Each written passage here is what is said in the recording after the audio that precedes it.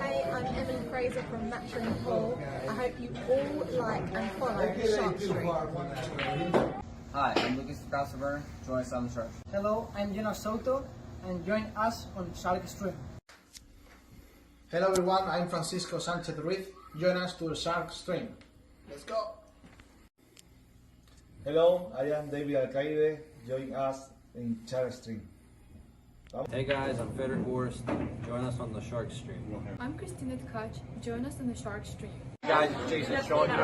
Join us on the Sharkstream tonight. I'm John Moore. Join me on the Sharkstream. Hi, I'm Savannah Easton. Join us on the Sharkstream. Hi, my name is Georgia Georgiev, and you can join us at the Sharkstream.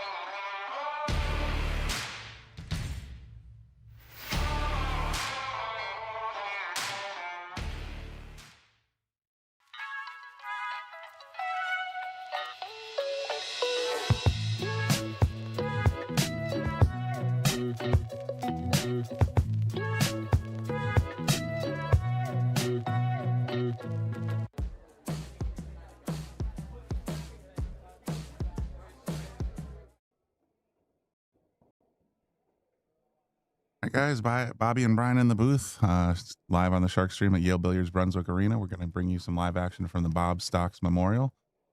The next match we have scheduled is going to be Hunter Lombardo versus Shaun Wilkie.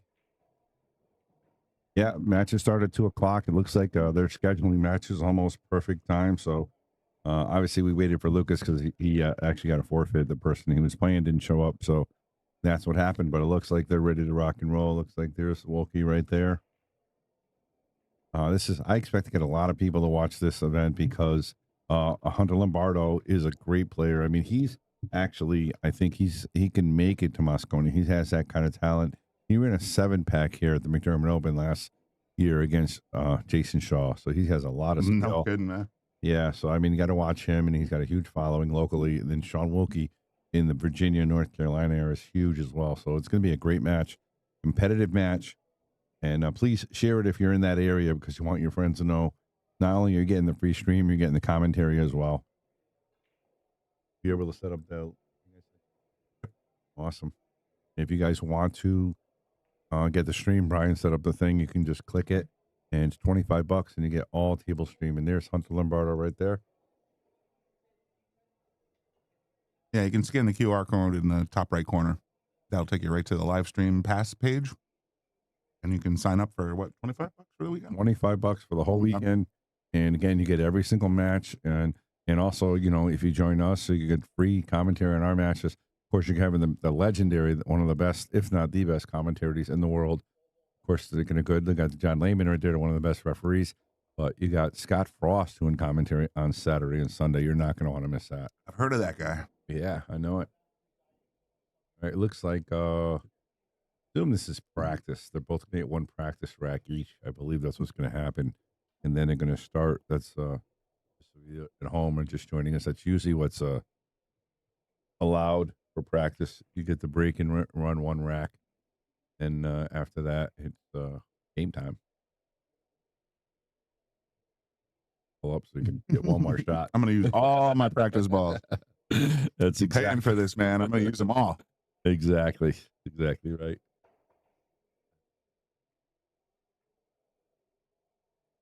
Yeah, we had to change the title. Sorry about that. That was the BJ played earlier. He won 9-4. So the title's update. This is the match we got: Shaun Wilkie versus Hunter Lombardo. And again, if you are a friend of Shaun Wilkie, please hit the share button. I know a lot of people like to follow him. They would love to watch this match. Same thing with Hunter. If you're in the New York area and you want to watch him or you want to share it to your friends, let them watch it. We'd appreciate it. Yeah, let everybody know. Match is scheduled to start at 2:00. It'll be underway soon. Getting one practice match, one practice rack, and then we'll be off to the race. These guys are only 10 Fargo points apart. This is going to be a real, I mean, do we want to get Andy Gow in the comment section to go straight to Hill and be done with it? Yeah, I think so, especially with alternate break too, right? Yeah, with that format, it almost always stays tight. Good. Does this one count for matchroom points? This tournament does? Okay, wow. Yeah, so it's a big match, big tournament for Lucas. He already got a forfeit, so he's already into round 3 because he got to buy the first round. So he's doing pretty well. And don't forget, if you're going to join us for the Boom and Freezer tonight, you got to join us on the Boom and Freezer. It's not on the Shark Stream. It's not on my page. Of course, we'll share the link as well, but here you go. You want to go to Boom and Freezer on Facebook, YouTube, and just click it, and it'll be live tonight. Bring your questions. You're going to be answering all your questions about past guests and future guests for season 4. Yep, exactly. Who you want to see on season 4? Is anybody special that you want to haven't seen, or maybe somebody that you want to see back? I really want to get Savannah back after coming in second place at the US. Oh yeah, she's got a hot ticket right there. Yeah, so I'm 16 years old, second place for women US Open. Wow, really, really good stuff. All right, guys, great job. Almost 100 people already. Hit the like, hit the share. All right, Wilkie, looks like Wilkie's ready. Wilkie said, I don't need any practice. I'm ready. Let's do this. How about that? There's a shaking of the hands. Wilkie with the hat on the right. Hunter Lombardo on the left. I get it a little bit.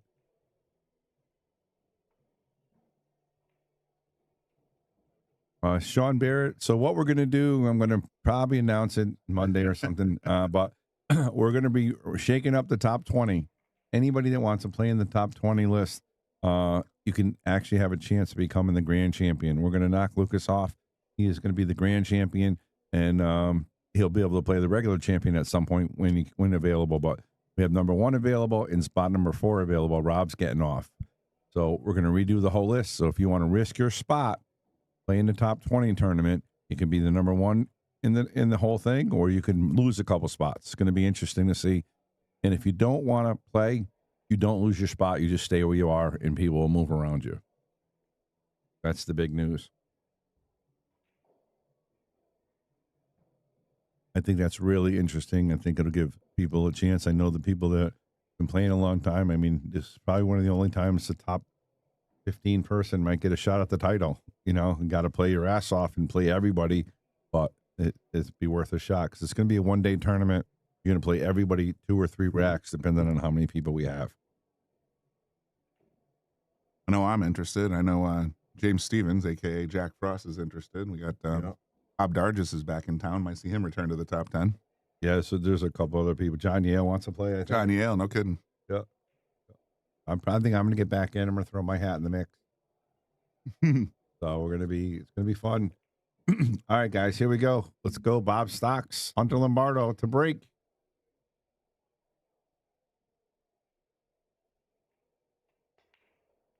Perfect. Will he have a shot in the 2? That's the question. You got the 1 and the 3, the wing ball and the head ball. Well, that's rare. The matchroom break anyway. Yeah. 1 ball is the one you want, but that wing ball just shot right in. Now, Hunter's not going to amaze you with anything, but he's going to play real consistent. You know, he plays the percentages and he makes really good shots. But what you're going to see from him is I think the safety is in call here. I don't see the cut. Cue ball is just going to run too wild. Might run into the 6. It might help him, but see if he's starting aggressive or not. Right? Because this is cuttable, but not easy. Yeah, but then you lose the cue ball, and that next ball is the pink one. Yeah. Cue ball's going to want to go run wild away from it. Yep.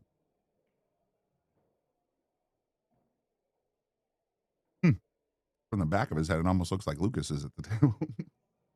It's funny you say that. I joked around a couple times when we're at events. I'm like, is that you? What's going on? But I don't know. He's a little older than Lucas, a little more mature. A lot more. Oh, never mind. Just busting balls, Lucas. He did go for the cup, but he played it kind of 2 ways. Yeah. Don't know if he got it. I think Wilkie can see a piece of this. I believe so. He's going to probably bounce it back to the short rail and send the cue up table. Now, 750 is no joker for Fargo, and he doesn't play in a lot of events. So I think his Fargo would be a little higher. Hence, he doesn't travel. He works full time, and he's got a huge following. A lot of people do like him, obviously. That shot. Mm-hmm. Like I said, I figured he'd tuck it on the short rail and send the cue up table, and boy, he got a lot of coverage out of that one. Yeah, he did. And hit the like, hit the share. We got to get the algorithm going. We definitely need those shares, and we definitely need the like. Case didn't do too much.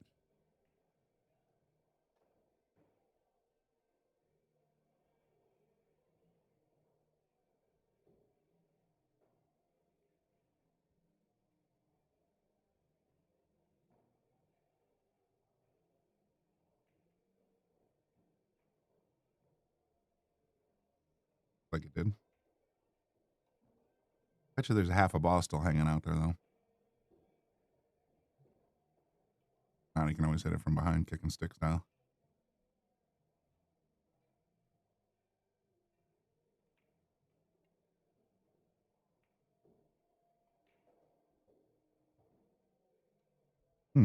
I left it out there again.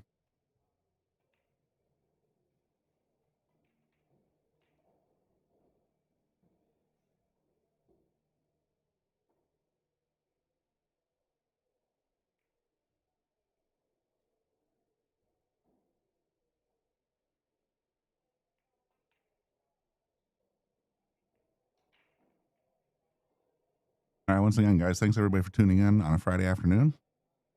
Got about 100 of you out there, and make sure you hit the like button, follow us on Facebook, subscribe on YouTube, and as always, turn on notifications if you want to be notified when we go live. And we're going to be doing some more coverage of the Bob Stocks Memorial Tournament throughout the day today. 7 o'clock-ish, yeah. Bob and Scott Frost are going to go live doing an Ask Me Anything style thing, where you can put comments or questions in the comments section. They'll try to answer as best they can. And then this weekend, we're going to be covering a lot of the Sarah Archer tournament. I have some interesting guest commentators that might be stopping by. both the ladies, some of the participants in the ladies tournament, and some other guests, perhaps.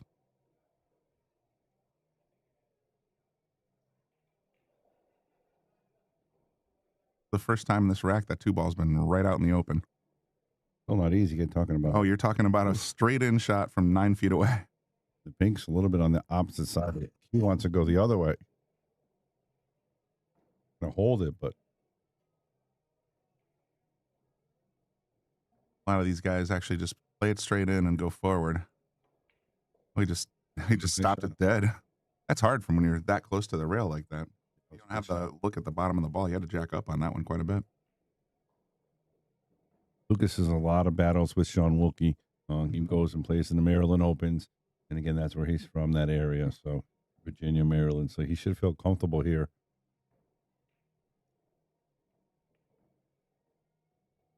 Hit the rail, but still got it to go. The same kind of pockets we have here in the Gold Crown 7s. 4.5-inch corners and 5-inch sides, right? Yep. Just the deeper shells. That's Yep. it.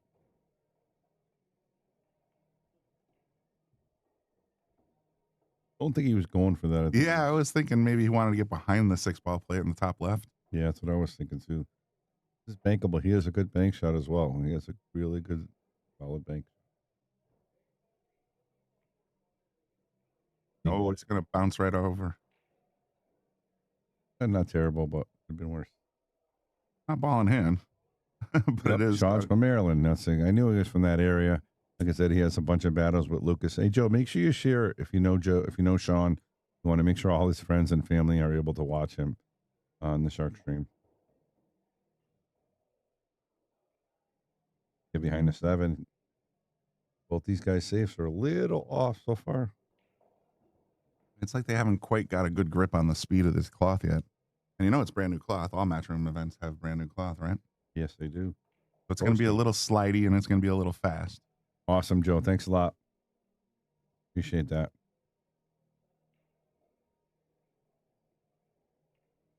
A piece of it. If he can, he'll hit it. Spin the cue up table and probably put the 6 on the short rail again. Yeah, if he can. He's jacking. He's got the cue, the back of the cue up pretty high. So he's trying to get it all the way down. He probably had to put a little touch of masse on that to get it to touch.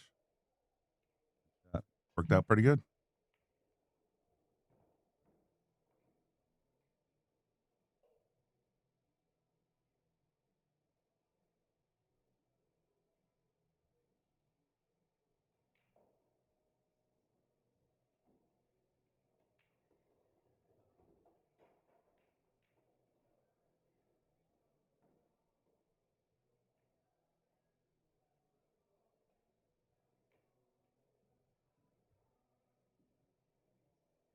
Oh, that's going to pop right out there, and then they open again. They're having a hard time with the speed so far. Looks like, anyway. And again, like I said, brand new cloth. These things are going to run like rabbits.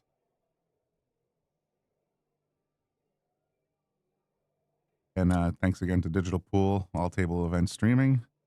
Scan the code on the upper right-hand corner of your screen. You'll be able to get the weekend pay-per-view pass for $25. Do we have a discount code for the Shark Stream this time or no? We do not. Nope. All right. Well, tell them the Shark Stream sent you anyway. I don't think absolutely.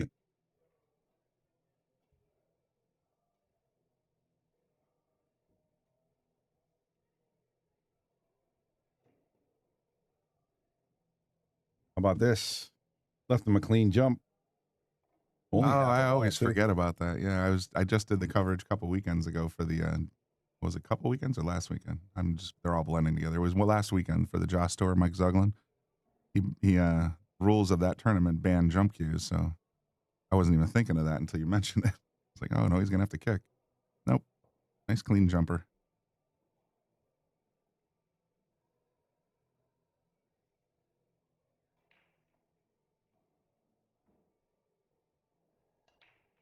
He's a great jump shot. So, I mean, this is very makeable, Brian. Like that. Just like that. He wanted to roll up a little bit more, but he's going to be okay. Still makeable. See what happens.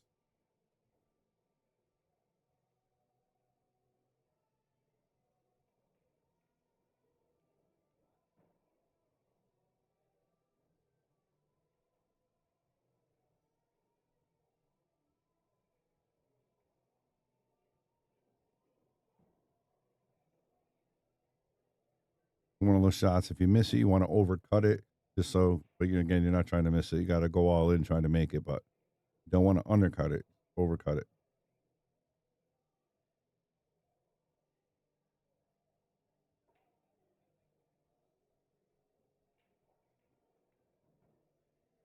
And thank you guys for streaming. I mean, for sharing and liking. Thank us for streaming, I guess. Thank us for streaming, yes. I hit that. Gonna go round and round. Where is it gonna end up? Gonna be a ducker in the side. Yep. Hunter Lombardo. Yeah, that number hasn't moved in a while, right? I just refreshed. It's up. Yeah. All right, so he's got to come back and forth to get on the 9 here.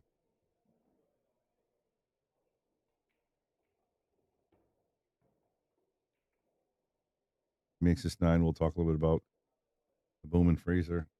Of course,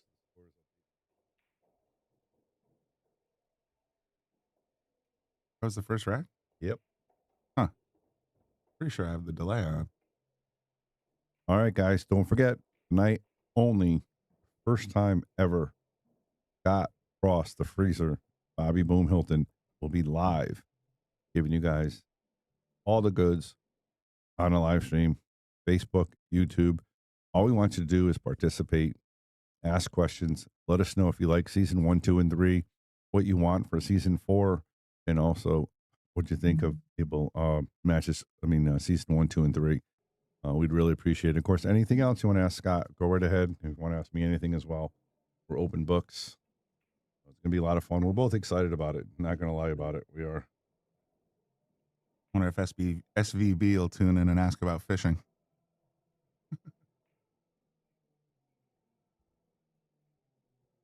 A lot of smack talk between those two when it comes to getting out on the water.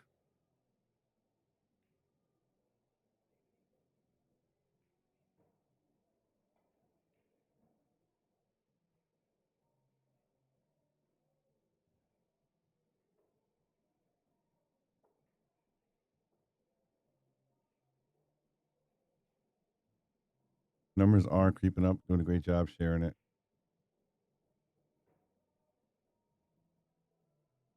And the referee, Layman. Did he do the Boom and Freezer show yet? He is. We're working on getting him, I guess. Yeah. Oh, nice. Yeah, I think he'd have a lot of stories to tell. Definitely going to get him on for sure. Season 4 is his season. Got to ask him the gotcha question. Who's the most annoying player you ever ref for? That's question number 1. Question number 1. Yeah, he's got to have a lot of good stories, right? Absolutely. He did that little clip with you from the Philly Expo. Yeah. Foul or no foul for my Loicious Yap. He knew it. He didn't beat around the bush, did he? Oh, he went right at it. Yeah, I'm trying to get Loicious Yap on because I really want to hear his take on it too, you know. Because I had him, I had the referee, I had FSR, but I didn't see Yap at the show. He was there, but I just didn't cross paths with him. I really want to get him on the show. He saw you coming and ran the other way. Here comes Bobby Boom. He's going to ask me the question. Could be, but I want to get him on just to have his take, you know. Of course. All right, Hunter up 1-0. We're doing a race to 9 here. And again, you're going to see a lot of this safety play. They're both very smart players and super aggressive, but can make shots.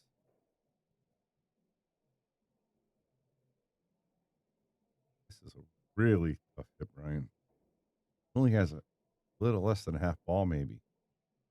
From reverse, yeah. Yeah, I mean, this is pink. Oh, yeah. Nope.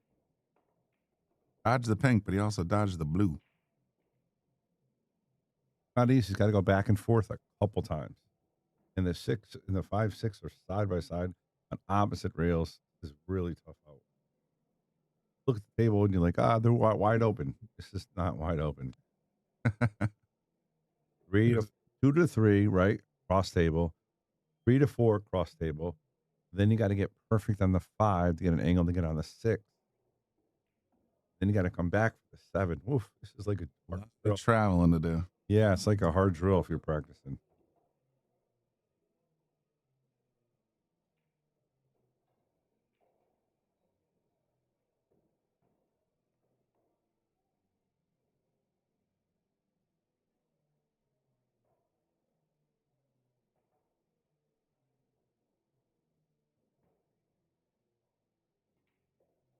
forward.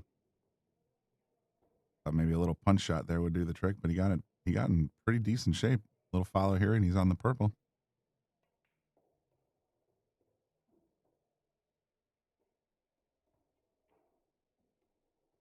He let up on that one.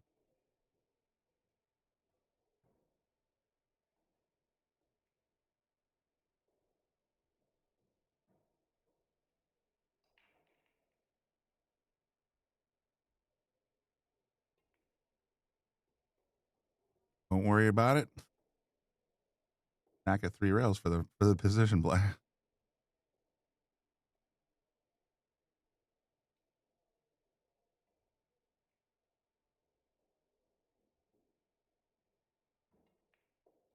Nicely done. Missed the 8 ball. Perfect.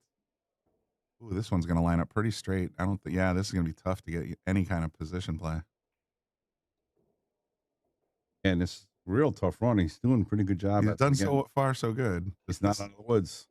I got just enough angle. Nice. Push it into the middle. Good spin. Good spin. What do you like here? Just a little draw. I just put a hair of draw on there and just draw it back between the side pockets. Don't have to go too far. Yeah, you're going to have a little angle on the line no matter what. Unless you like draw it to the bottom rail, or you go try to hit it forcefully and get it to the side rail.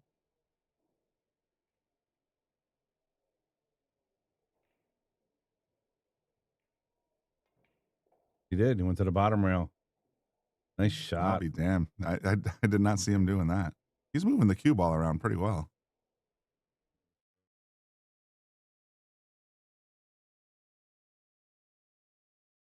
Nice stroke right there, Hunter. All right, Hunter's up 2-0 on a great 8-ball shot. And that run, like I said, folks, was not textbook. He had to go back and forth several times. That's got to give you some confidence as a player, Brian. If I made that out, I'd be jumping around.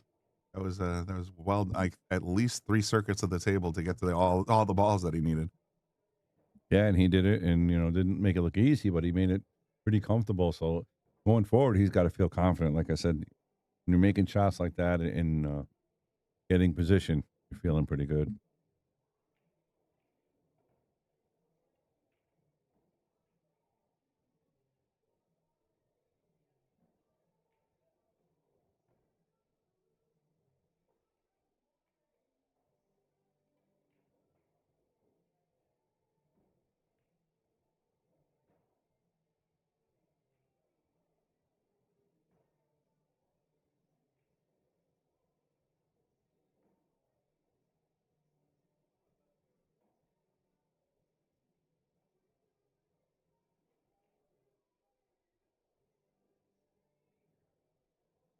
All right, rack number 3 coming up. Hunter at the table. We haven't seen much of Shaun yet, have we? Yep. He's been dominating.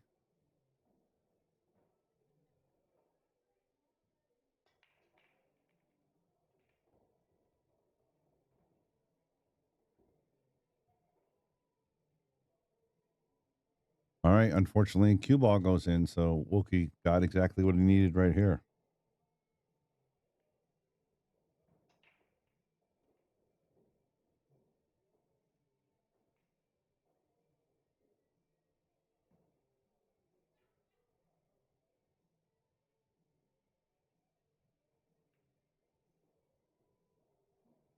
And not easy again. The 3 and the 4 opposite sides of the table again.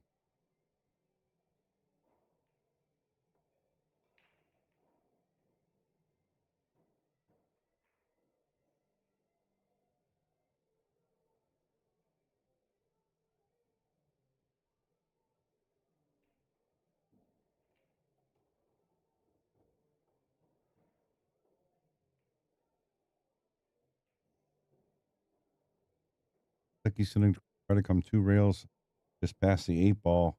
And once again, almost straight, he rolled to the 5 ball.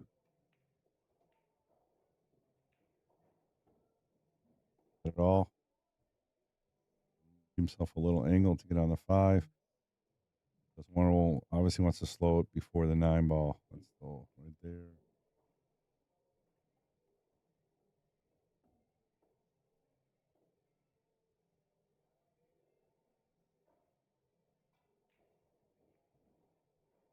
looking smooth here.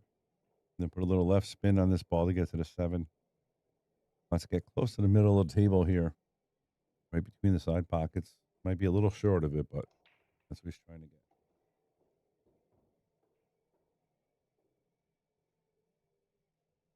One rail with left spin. Back to the middle of the table.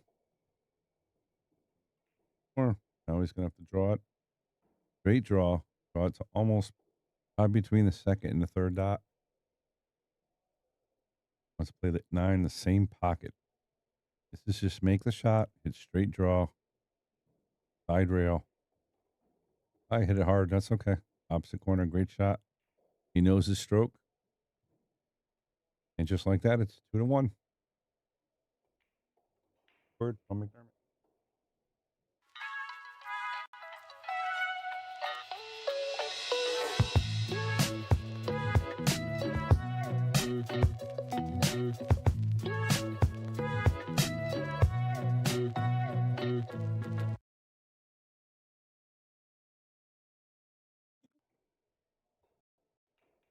Yeah.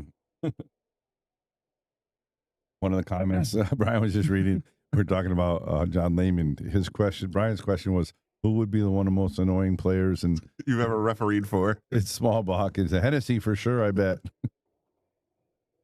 I could see that. I could see that. But there's a lot of players that cry, you know, it's part of it. You know, even in the NBA, you watch the NBA playoffs right now, a lot of them cry. It's unbelievable. But again, the referees are human too. They do make mistakes. Like He said himself, he's like, I've made thousands of calls. You think I'm 100%? No. Yep, exactly. All right, guys. Again, hit that share button. I know it's a Friday afternoon. Everybody got out early. You're going to want to watch this matchup. This is going to be a close match, I feel. Again, alternate break, race to 9, Bob Stocks Memorial. Everybody wants to stay on the winner's side. Nobody wants to go to the one-loss side.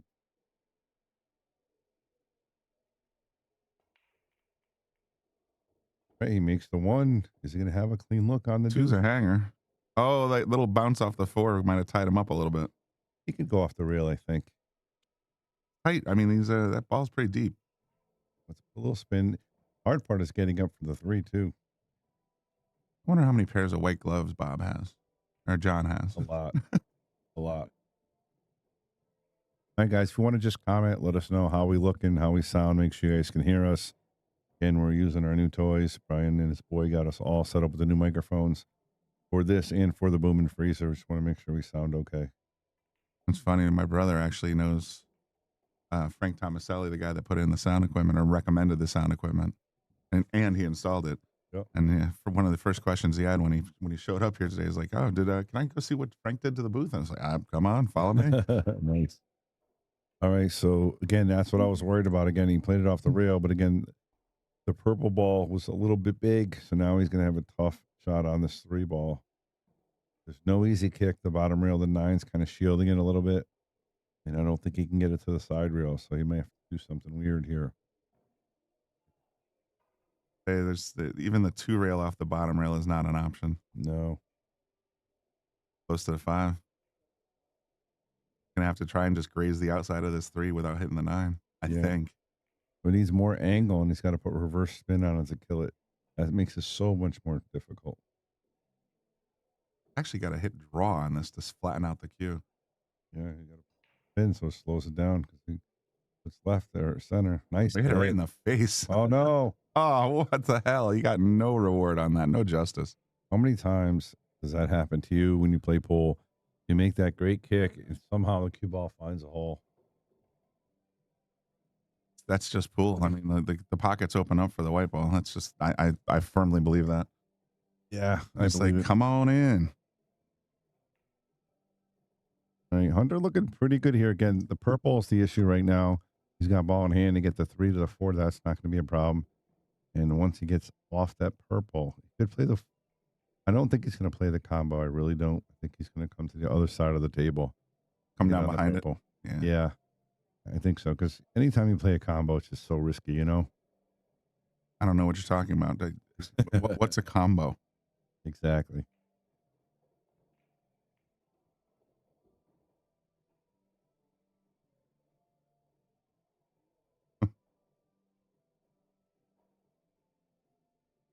angle just strikes me. He going to the left of the 4-ball? Yeah, just like, I know he's trying to get an angle on the 4, but Too much angle. I think yeah, exactly. The way it was lined up, it was going to give him that sharp cut. He wanted it, but not that much. Because again, what you said, he wants to come to the bottom side of it. He's going to hit a little inside, right? Oh, no, he went outside. Yeah, he's coming around. And that's going to work out nicely for him. Yeah, he's got the side bucket, but then he's got to worry about the green 6. Yep. Bottom rail, a little bit of sauce. Well, we've seen him do it before. Yep. Instead of just trying to hold it, he'll just knock it back off the short rail, come around 2, and then be lined up for the 6. Bonk. That. There's 2 rails, right, lined up on a 6. Again, I warned you guys. You're going to see some great pull. Both these guys are warned really you. consistent. I warned you. Guys are really good players. I think both have potential to be Mosconi Cup players if they really devoted their 100% time to it and did everything they need. 8. I like a little more distance, but everybody's got their own preferences. He's stretched out. That's why I like a little more distance. I would have tried to land it right between the side pockets. Well, he also plays wrong-handed. Correct-handed. Oh. Got this. Line this up righty. I mean, that's... Took the distance. I like it. Jeff, we appreciate that. We really do.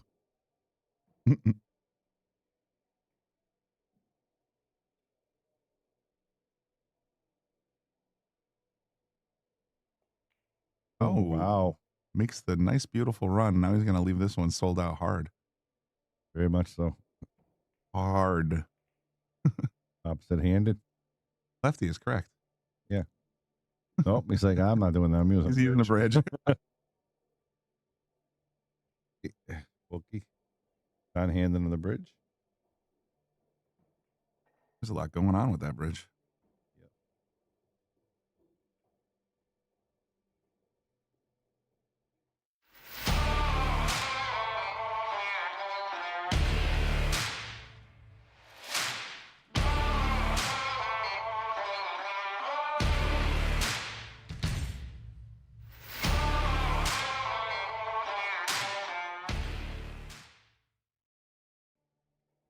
Guys are back.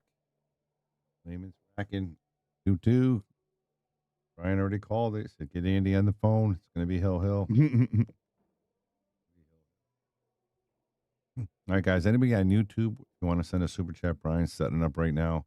We're looking for $5. If we get 10 of them, we'll raffle off at Taom chalk, and we'll mail it to your house for free. So again, we're trying to raise a little bit of money for the stream. If you guys can do that, I'd greatly appreciate it.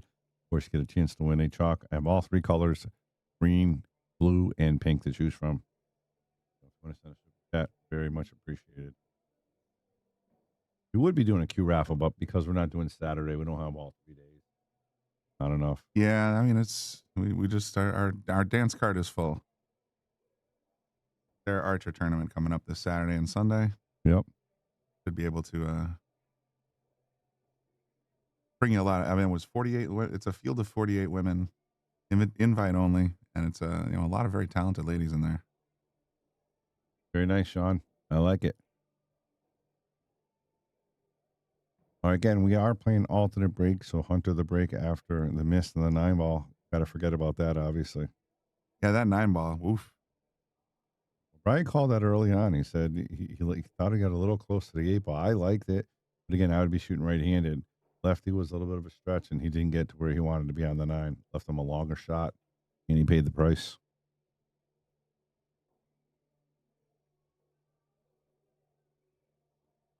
The 2 on the snap, though. Yeah. Like, he's broken every time. Has Shaun broke? It's supposed to be alternating break if it's a match room event, right? So Yeah. No, I feel like I haven't seen Shaun that's break. one of the rules. That's one of the rules that you can change in the WNT.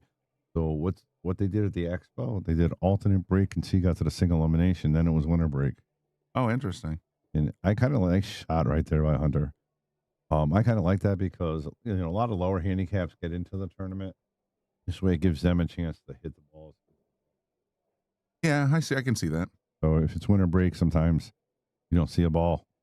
So bracket shows a forfeit for Jonathan Penegard. Does anybody know if he will show up? Play his B-side match. I thought he won his match from a forfeit. Take a look at the bracket. I'll double check, and I can probably send a message to Lucas because I know he travels with him sometimes, but I don't know any information about Tennessee right now. Evan, he's still going to be okay. Out of the rack here. If he can make this pink, the 5, 6, 7 are all in line. What I do is make this. Yeah, Hennessy forfeited to Jamie Triplett. Okay, so maybe he's sick. Maybe something happened. I do not know if he's going to be coming or not. Wow, lots of forfeits. Kevin Grosbeck forfeited his. Yep. Chris Stripple, as you know, he forfeited to Lucas. Lucas is going to be playing Dan Charlo, one of our buddies. Oh, from the Jaws store that I saw. I met him last weekend. Yeah, he's an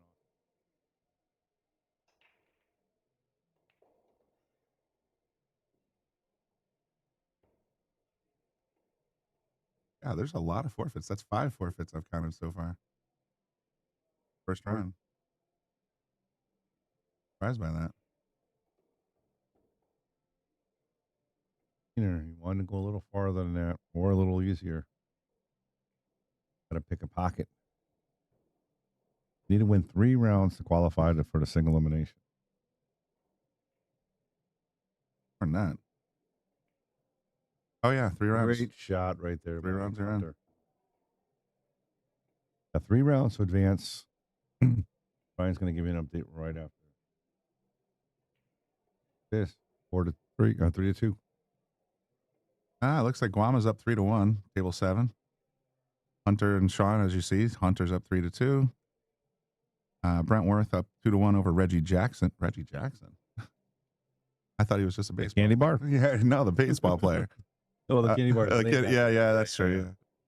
Yeah. Vitaly Petsura is up 3-1 over Bryson Ace Manipula. Jeremy Saucy's up 6-0. Oof, he's coming out swinging. The giant killer. Yep. Felix Vogel is up 4-2 over Eric Roberts. And finally, we got Rick Miller and Eddie Vondro. Rick is up 2-1. And don't forget, guys, if you want to watch that Vogel match, you can just click the link on the top, scan that in for only $25. You can get all the access. Of course, my man Scott Frost commentating all weekend. You're not going to want to miss that. I mean, you're going to see Jesus versus Lucas again, maybe. You know what I mean? Oh, yeah. That was already the finals of the last match.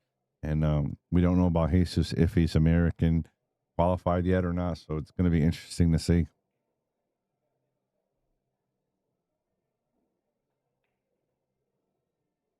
So it definitely is alternating break. It's alternate break, yeah. Yeah. Hunter won the last rack, and Yep. Shaun's at the table. I just feel like I hadn't seen him shoot break yet. I don't know why. Yep. Dry break. Well, he did lose. No, he made them all right. Nope. He did. He did lose a lag too. So Hunter won the first one. So I think he's going to push here, Brian. You think? I really do. I actually wager on it. Oh, nice. So I guess Vogel's on ship to cash right now. Very cool. What was he playing on? I didn't think we could watch that. Mainstream table. We can't watch that one. Yeah, how is he on ship to cash? I think ship to cash is part of it. Oh, okay. Ship to cash is teamed up with the Bob Stock. So Gotcha. Okay, that makes more sense. I actually messaged Mike. It's like, you don't want to pull a Bobby and start streaming the main table. No. I messaged Mike DeMarco. I'm like, hey, I want to get in and I really want to stream some stuff. I just woke up and I saw it. I'm like, let's make it happen. Especially with Lucas on the first match. I wanted to stream, but he got a forfeit. But you got to see him bang the balls around for about 10 minutes. Yeah. And we had like 70 people watching. I was just watching him smacking around. But we got some good matches. We're going to keep them going again. We got one more after this. Then we got the live stream. Hello, Crystal. She's from close to Virginia now. She's out that way, North Carolina. 6 hours away, probably. South Carolina, one of them. Still the pistol. She's updating all the brackets on the Shark Stream, guys. So make sure you check out the Shark Stream if you're not watching the live stream and get all the updates. Hasn't quite got the speed yet. Nope. The safeties are a little off, I would say. Yep.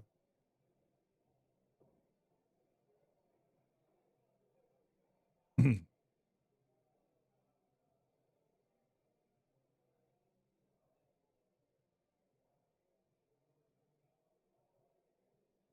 to see if he banks this, if he can leave a decent shot.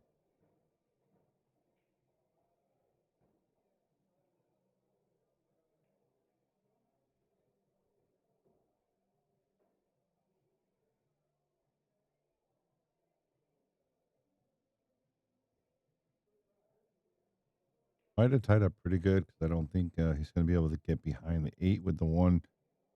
Yeah, the 1 doesn't fit behind it. Got to find a place to roll the cue ball. That's not a great spot for his opponent. Yep. I think the 1's going to be almost stationary at this point. He's just going to see the 8 flop out of there. Yeah, he's going to bring the cue ball back to the side rail. Popped it. Yep.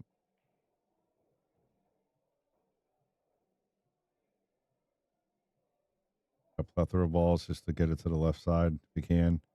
Just, yeah, put the cue ball right there. That's where he wants the cue ball. Sometimes, right, when you have all those balls, just see a window in them. Unbelievable sometimes.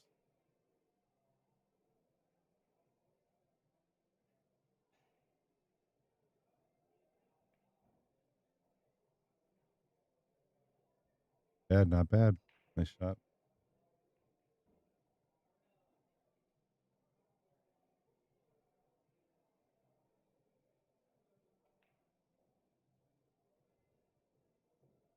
One thing with the alternate break, though, it was even Lucas when he won his WNT event. It was alternate break until he came back twice from like 9-3 or 8-3 and like 8-7, 8 or 8-6.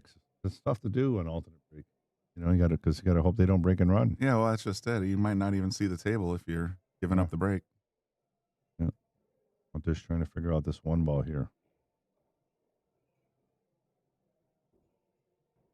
Doesn't have an easy hit.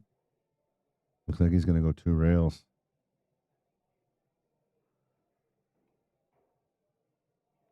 Oh, caught the point. Yep. Him in the rack here. 2 to 3 is a little difficult because Yeah, you almost have to be straight on the 2 to get down there. right, and then after that, everything else is good.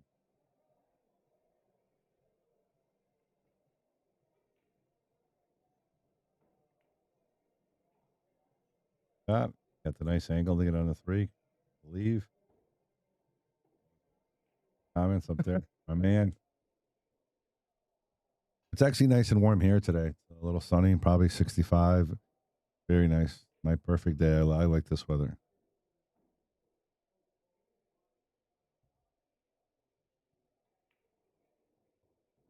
Might have came off a little bit more than he wanted to. You need to be straight. That's a little angle, and the cue ball is running towards the 9 ball. Trying to be a little more straighter. But he can definitely roll us forward and bump into the 9 and go forward. Just got to be careful.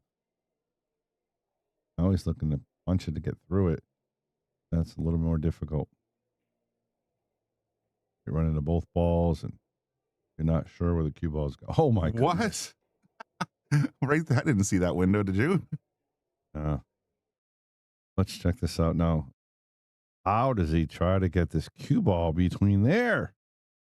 Wow. I definitely would not have predicted that one. That was impressive. Pretty wild there. See what he's doing now? He's getting ready for the Brian Merrick shot of shots. No, yeah, it could be for sure. I think he's lining up for that.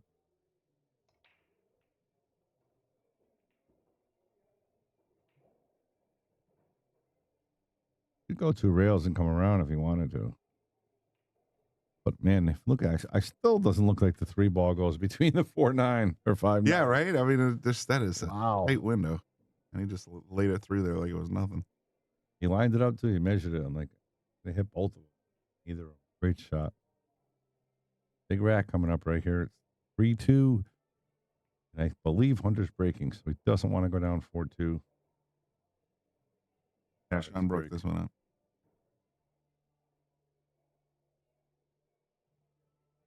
safe. There's Andy in the comments section. Now you know what's going hell. Yeah, we already called it, but thanks, Andy. Thanks a lot, buddy. Ooh, Shaun. Yeah, I told you he was coming back for that what do you call it? 5-9. Yeah. No, He dropped his cue right where he indicated with his cue. Before he shot that, he tapped the cue on the table like right here. Yep.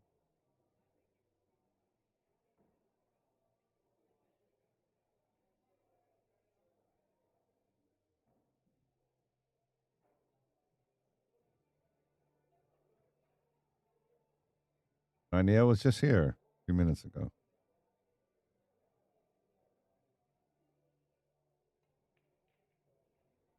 Oh, these pockets seem big. I mean, they're hitting them up. They're skimming the rail up by 1 dot, and they're still dropping. I mean, the new cloth always is a little slipperier, but that looked like it was going to bounce out to me. Well, here's the thing, Brian. We're so used to watching these top pro events like Moscone and U.S. Open. The 4-inch pockets with the tight tables, big difference. Big difference. Like when they come here, they run packages 5, 6, 7. Bottom rail here, play the 7 ball up. Got the nice angle too. Pull it back, play in the same corner.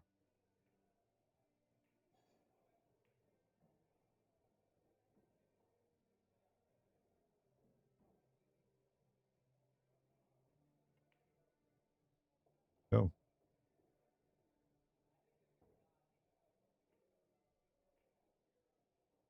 Or just a hair, just like that. And Hunter's going to go 4-2 and race to 9, everybody. Unless something weird happens.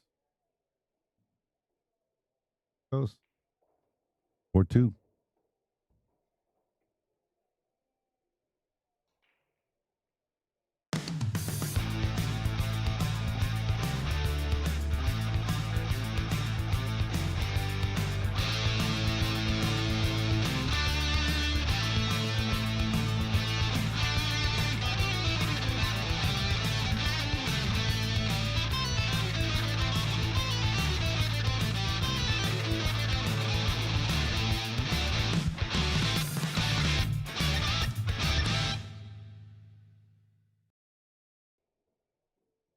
We're back.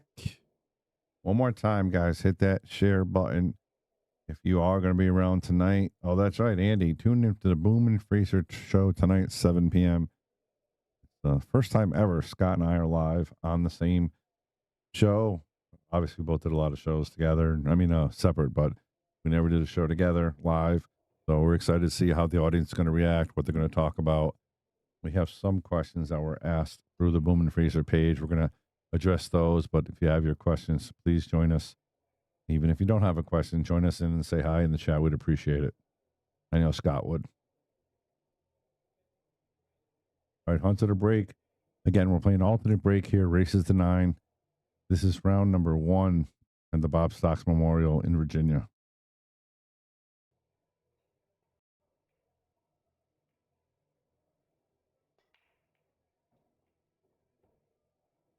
Matchroom break again, man. 1 ball goes straight in the side. Oh, he lost the cue though. And Hunter's breaking again for the 10th time. This would be his 4th time, I guess, but rack number 7.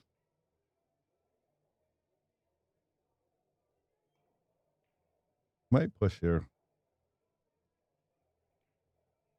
He's looking to push it right there. The key to pushing, you don't want to leave your opponent a simple safety to give it back. Or obviously a pocket. You want to leave them tough. Something that you're comfortable with. I think he might get this back. I don't think he hesitated. He just gave it back. He didn't even get to the table, Brian. No, he didn't. He just said the chair. Go ahead. You guys got Bobby Boom and Brian Brennan in the booth giving you play-by-play. Scott Frost will be doing the main stream tomorrow. If you scan the code up there, you can pay for it and listen to Scott, the man himself, tomorrow and Sunday.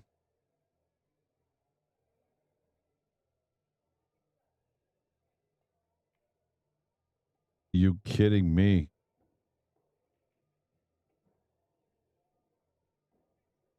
Read that one with position. This is how you do a thin cut, Brian. Well, And a clean shot on a 3 as well. that's what I'm saying. He got the position as well. About the same cut he just had, though. Pretty much, right? And again, it's going to get weird too because the pink's next. He's stretching too. Only shot with the normal hand, he would be good here. It would be good.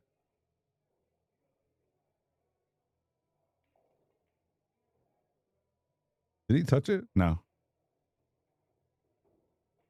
Close. Got out of the way just in time. All right, Wilkie, look in the bank here. Got to hold the cue ball so it doesn't roll behind the 7-8.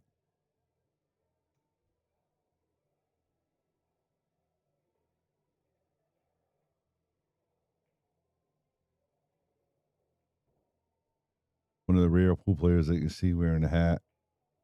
The only time you see Shane Van Boney wearing a hat is when he's gambling. Again, he went right behind the 7-9. I tried to warn him. I did. But again, always tough trying to control the rock when you're banking the ball. So nice shot. Now he's gonna have to figure out what to do with the pink.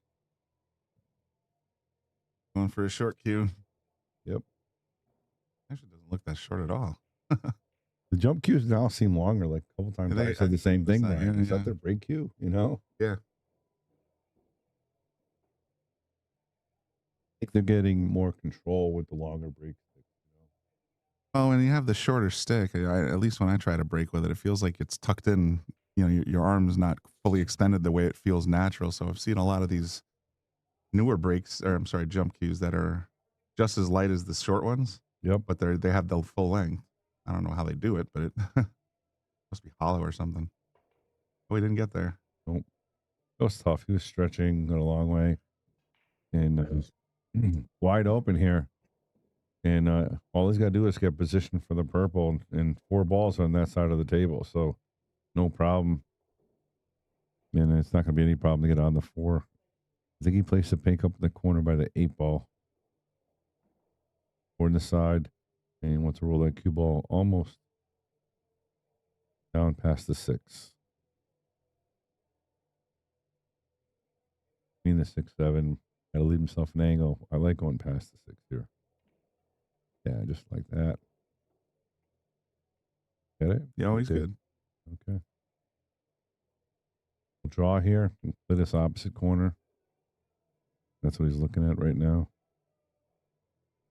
If he had the bigger angle, he could have played it down this way, but shorter angle, he's going to have to draw it and take what the table gives you.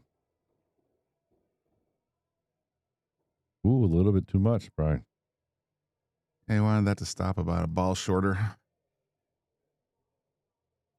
But I'm real good today, though. So I don't think he's afraid of this shot. No, there it goes. High. Yeah, nice position here. He's got to come back and forth, though. That straight ball looks big right now, though. I wouldn't be surprised if he rolled it forward and went 3 rails. Just to avoid the 9. Yep. Not that big of an angle either. So it's.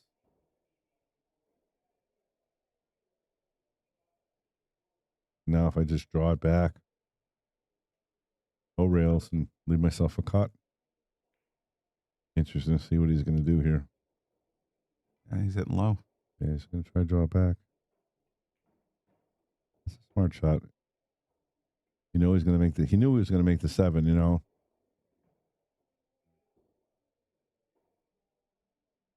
Speed control here to get on the 9. Go 2 reels. There it is. 1, 2.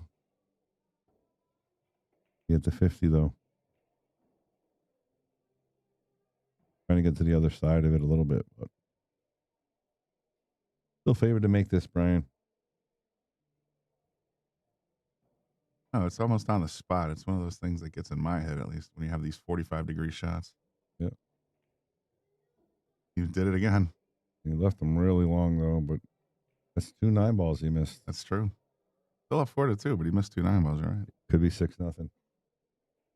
And Wilkie wins this. He's right back in it.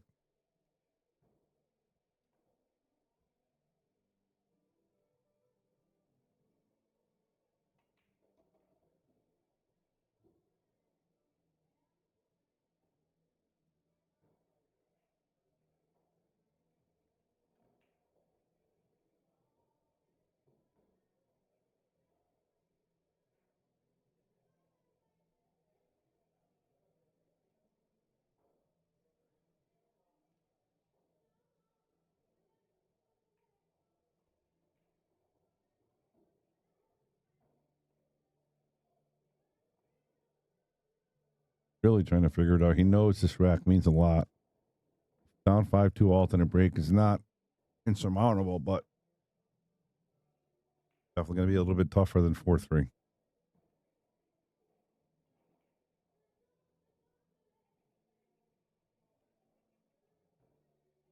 I like cutting it. He's going to cut it in the opposite way. I like cutting it corner closest to the 9 ball. He's going the opposite way. All preference here and what you feel comfortable. And is he going to commit to the shot, or is he trying to play a 2-way?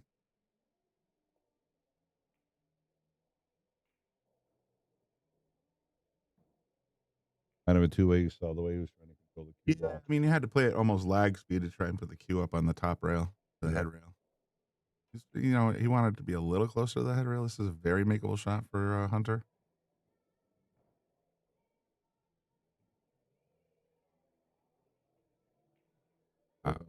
Twice now. 3 times now. 3 times. That's not going to be good for Hunter. And again, he was firing balls in from the get. Ball after ball after ball. Got a little 9-ball-itis. Yeah. Yips. I'll never forget.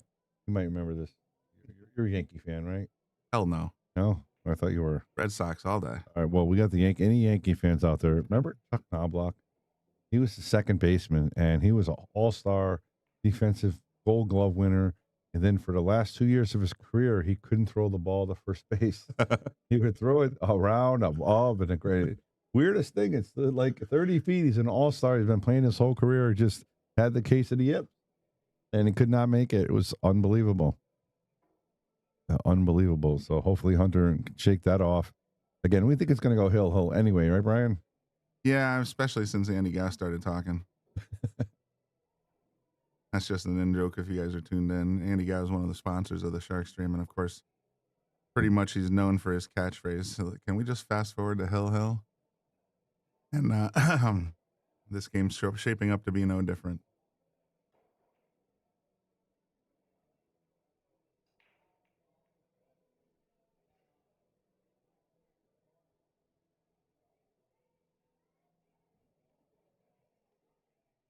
Feels like a Saturday now, Brian. Not, it's Friday. Stock market's open. Yep. Long day of sitting in this booth this weekend, that's for sure. Long weekend. Oh. Hey. Shaun's at the table breaking now. It's rack number 8. He breaks even. Hunter breaks odd. Goes the wing ball and the 5 ball. And a nice clean look on the deuce.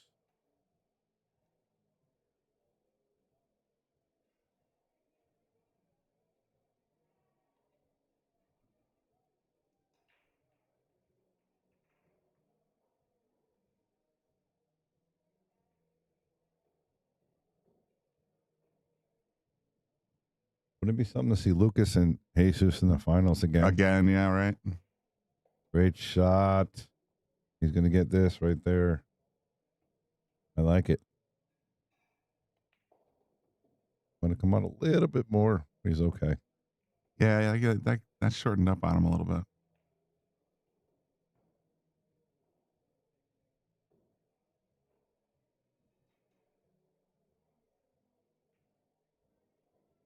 I'm going to try to avoid the 9 with the draw. And does nicely. Look at that. Under a little draw again. Yep. I like going 2 rails here. Lay in the same pocket. Let's hit the rail right about the middle diamond with left spin. Yeah, right there. Middle diamond. Boom. Perfect.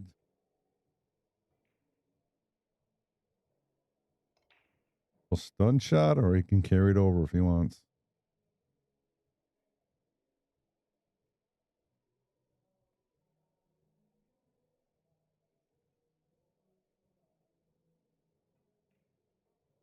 Earl has a list match tonight. Well, you know where to find it. Oh my goodness, these guys are killing themselves. I was going to talk about that before. He had that. It's a weird angle. You know, sometimes it just doesn't lay right. Yeah. It's not a cut. It's not straight. It's just like, and he tried to force it, and he's going to give Hunter a chance to pull it to 5-3, and Hunter will be breaking. So Hunter gave him the last game, and Wilkie's paying it back. Not easy. He's out of the woods, stretching. I hit it good. I don't think he's missing this one, Brian.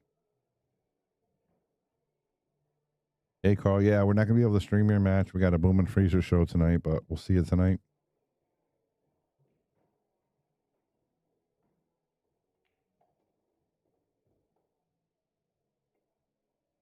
All right, 5-3.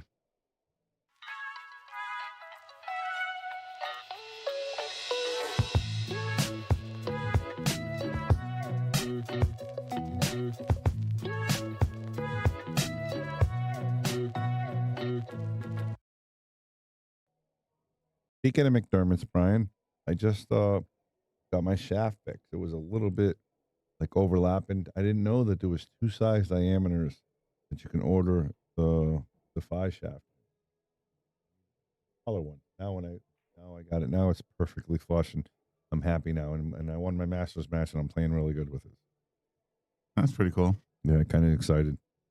You know, because like the little lip didn't bother. I mean, no one notices it, and it just doesn't bother your play. Well, I would notice it because the way I hold the cue is like I'll just, you know, that's basically where I grab the cue when I'm walking around the table is right at the joint.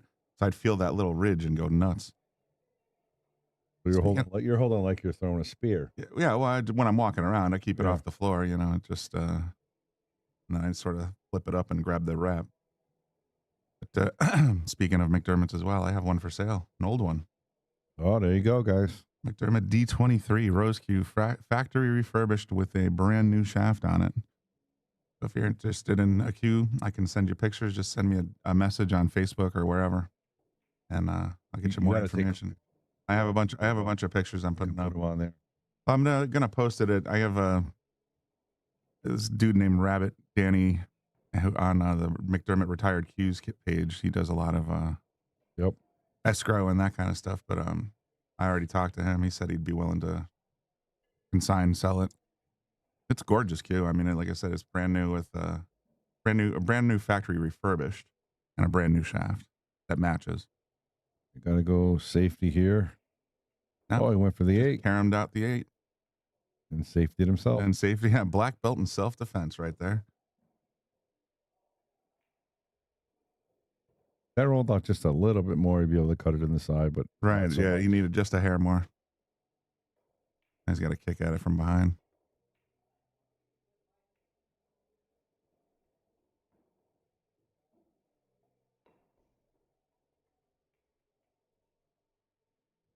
And there's 6. Nope. Wilkie about to go up 1 rack here. I don't see any trouble balls. Literally a stop shot on the 2. 3, 5, 6, 7 are right there, Brian. No trouble balls. Let's do is execute the shots.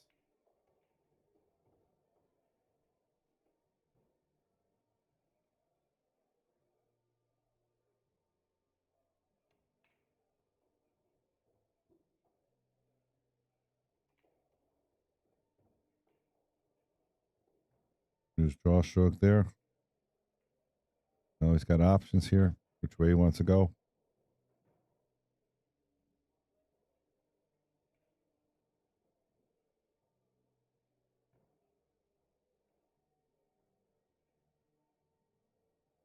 They got to draw it back 5 inches or push it forward 5 inches. And he went with forward. A little bit of inside here to kill the cue ball. I don't think he wants to run around the 6. Forward here in 1 rail.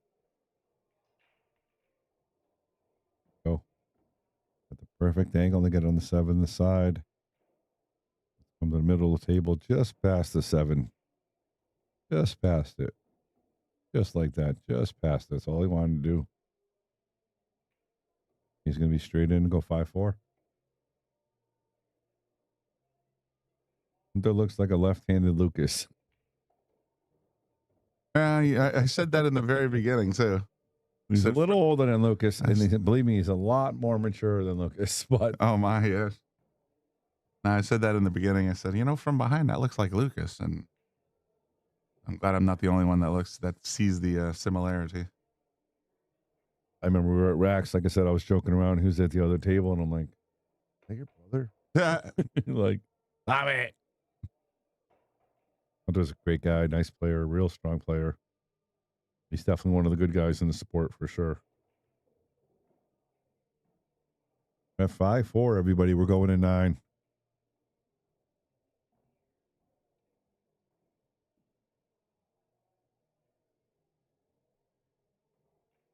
One more time, hit that share button. Let everybody know what you're watching, especially the people in Maryland area. Let them know Shaun Wilkie's playing. People in New York, obviously. Let everybody know Hunter Lombardo's playing. Let the local guys see him. And, of course, everybody else around the world, if you want to join us, like Shaun. Where is Shaun again? Shaun's in Ireland. Ireland. That's got to be beautiful, right? Yeah, I mean, call it the Emerald Isle for a reason. Yeah. All right, Wilkie to break. Trying to tie it up here.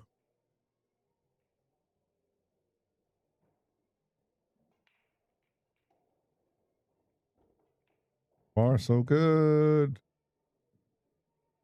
Did the 8 get in the I said, did the 8 get in the game here? If not, he should be okay. But even that close to the rail, getting on the 3 is no joke either. bottom rail?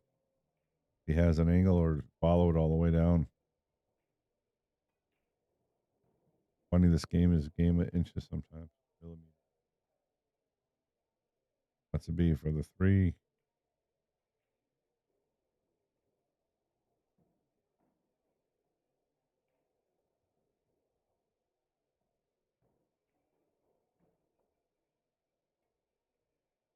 They got a castle over there in Ireland. Very nice.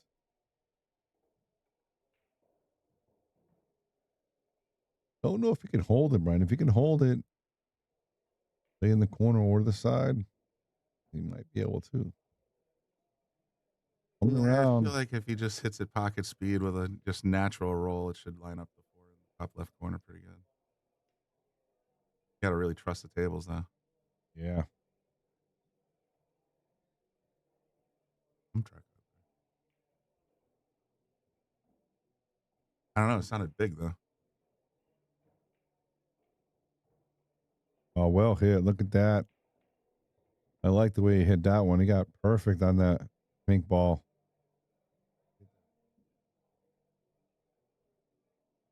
I can just play one rail position to get it on the 6. Pink out there. Pinker. Filling up the food truck. Oh, that makes sense. I'm like, I don't think you have propane. Yours was all electric. Propane.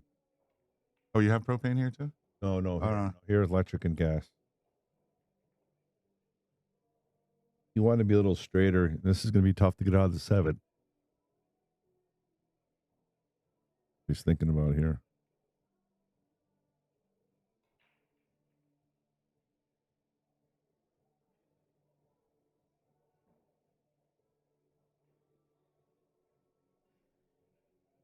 A little harder than he wants to. That's the problem.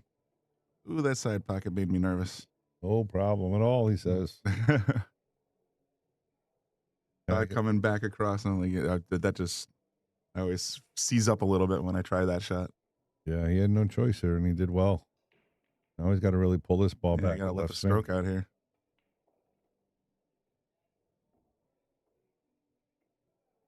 For 5-5 here, if he can get on this 9 ball. A little straighter than he wanted to be, I think. The temptation is to just sort of punch it hard. How many times you see a ball come shooting right back out when that happens? Ah, nicely done. Look at that. He just punched it right up the table. Yep. Finish it up. High five. Yeah, that's weird. They must be walking right over to the template, or the tablet rather, and punching it right in because the scoreboards are on a 15-second delay already. So it's like either the video's way behind or the scoreboards are faster. If you look at the pool room, it's very close. Ah. There's not a lot of room.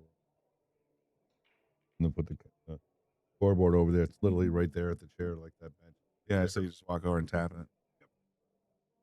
Especially when you have, I thought, now that I think about it, when you have a ref doing the racks, when you're racking for yourself or racking for your opponent, either way, usually the tablets don't get updated until the balls are already racked. Yep. Now the players just walk over and tap on it. So that makes more sense. I'll have to ask IT guys over at Digital Pool to give us a couple more options for scoreboard delays. You know, like right now it's 15, but maybe a 30-second delay would be better. Got one. All right, on to Lombardo to break.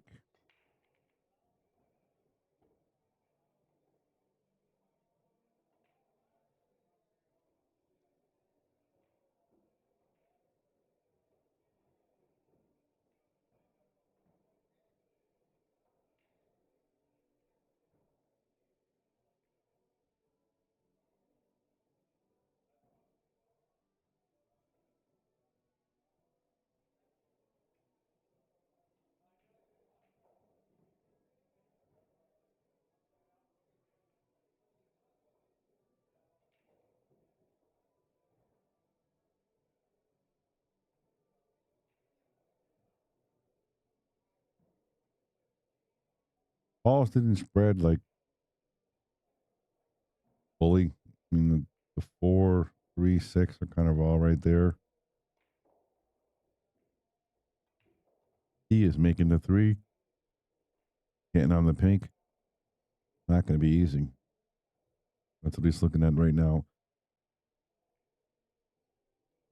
This play is to maneuver.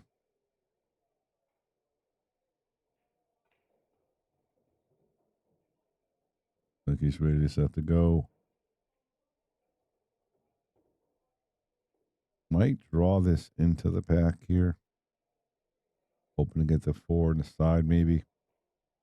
Or bounce it up where he can maybe make in the corner if it passes the purple a little bit. Don't see him going around it.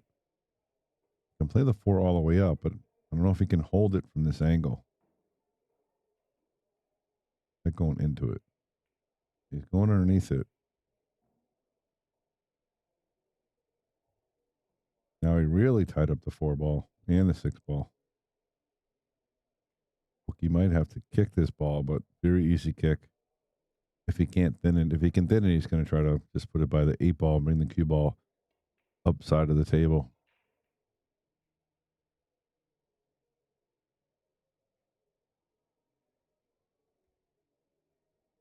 He can cut this in, and that's what he's looking at. He's going to bring the cue ball smack into the 6 ball. And he needs the pink to bounce out and not stay on the rail. That's the key. Because if the 5 stays on the rail, it's going to be real difficult for him to make. If it bounces off, he can make in the side or even cut in the corner if he has to. It looks like he is going to try to cut this ball in and break up the 4-6 with his cue ball. That's exactly what he does. And he hit it beautifully. He's going to get a boom. Nicely played by Wilkie. Now he's clean for the run out.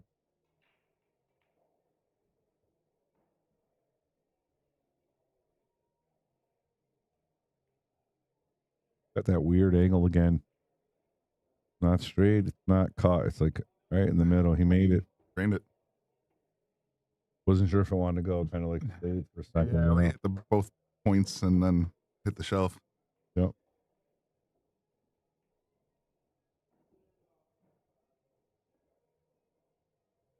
Kind of read that tattoo on his arm.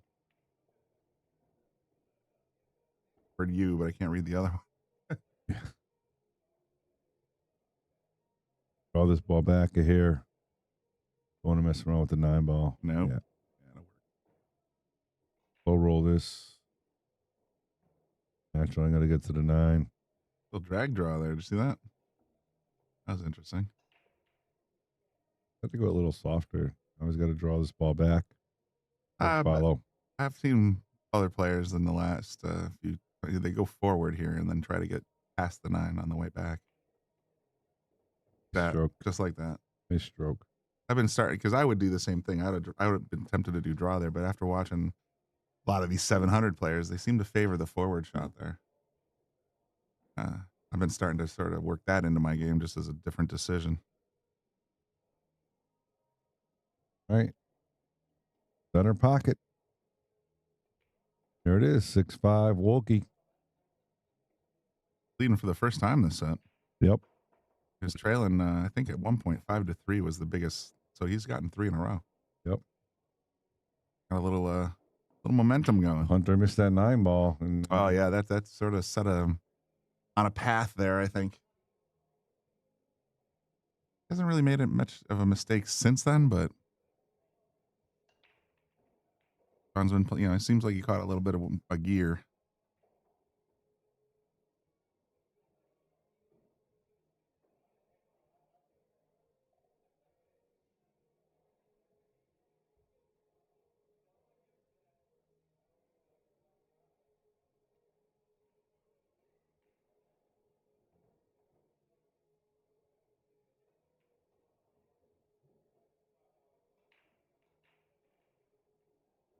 Give you guys a quick update.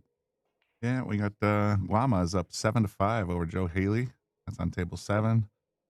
We got Reggie Jackson down 3-6 against Brent Worth. On the main feature table, we got Felix Vogel up 8-7. Felix is on the hill against Eric Roberts. And then we have Rick Miller up 4-3 over Eddie Vondro. So that's what's going on right now. I don't know why they only have 5 going. Do you think the other 3 tables finish that fast? They wants to finish, yeah. Wow. Hunter's probably one of the more deliberate players. He's going to always be a little bit slower than a lot of the other players.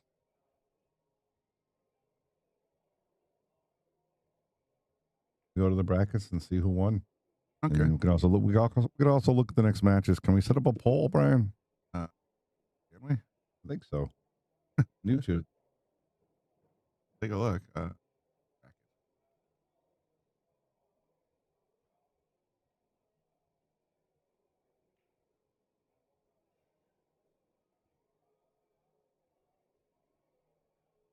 O'clock games.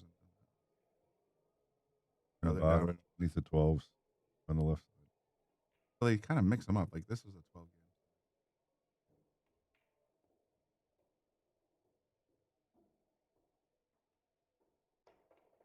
game. Oh, here's a 2 p.m. Yeah. Raymond got the forfeit. That's right. Forfeit against Wayne. Yep. Max Everly got a forfeit too. That was another one. So that they didn't finish fast. They finished really fast. Tally 9-3 over Bryson Ace. The other third. That's the third table that already. Jeremy Saucy's just cleaned house 9-1. A lot of good 10 o'clock matches. A lot of good 10 o'clock matches, Brian. 10 o'clock. You're seeing tomorrow morning? Oh, tonight, right? Or tomorrow morning? It's tomorrow morning. Oh, can you scroll up? I thought someone said 10 p.m. No. There's a couple. Yeah, there's some PMs. Yeah. Yeah, they got a few. They got Georgie's playing at 8 p.m. Billy Thorpe and Raymond are playing at 10 p.m. That's going to be good. Lucas plays at 10 a.m., 10 p.m. Lucas does? I believe so.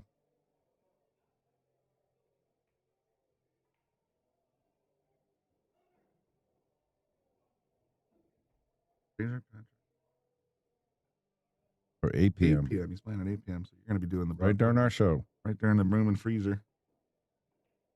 I think our show's going to take a little hour, and then I got to do the hour recordings. Maybe we'll do it 10 o'clock.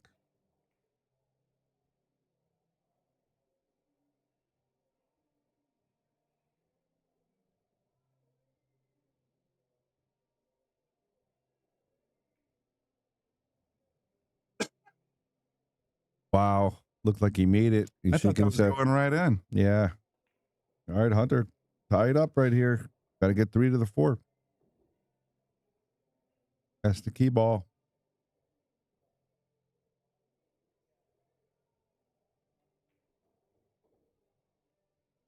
An interesting bridge.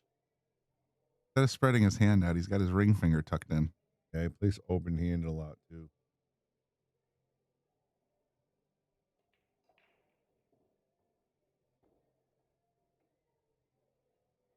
Look at it on the purple. Bobby Hunt and I were talking about it last weekend during the Joss. You can almost tell how old a player is just by how they hold the cue. A lot of the younger players like the V bridge is the open. Lucas included. I almost never see him with a closed bridge. But then the older guys like me and Bobby, we almost always use a loop bridge. Well, that's the only time I use an open bridge is when I'm shooting over a ball. It's a huge discussion. Scott and I talk about it a lot. Yeah. On the show, with the open handed bridge, you really sometimes can't get that full power that you need with an open bridge. No matter what, you need a full length power. Sometimes it's almost impossible. Yeah, a lot of people are using it. Do you want to set up whatever I said? Oh.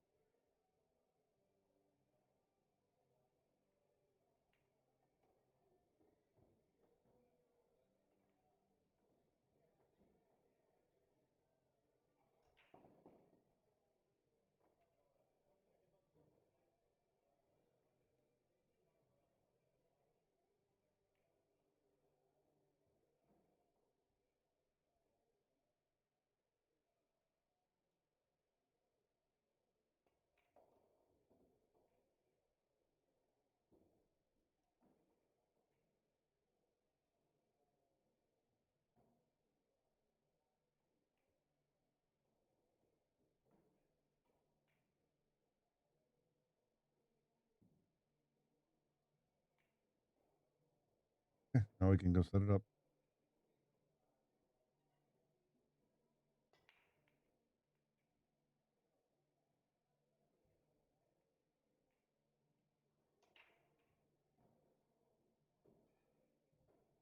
Set up a poll. Who do you want to see next? Chris Pyle and Jesus Atencio.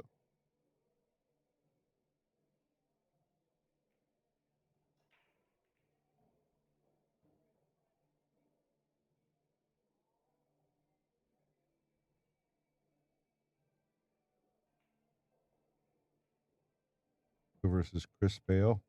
Pyle, Pyle, sorry.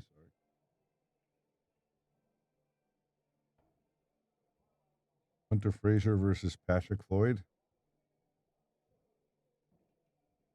20.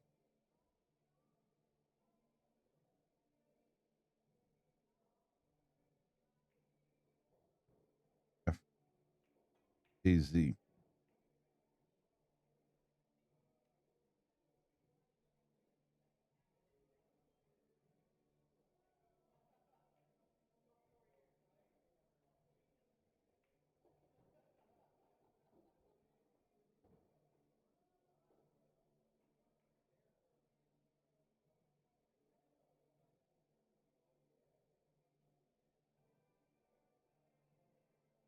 Chris Hansen versus Manny Perez.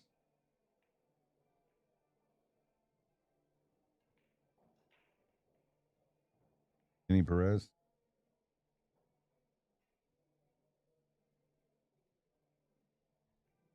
Grayson Vaughn versus Nathan Childress.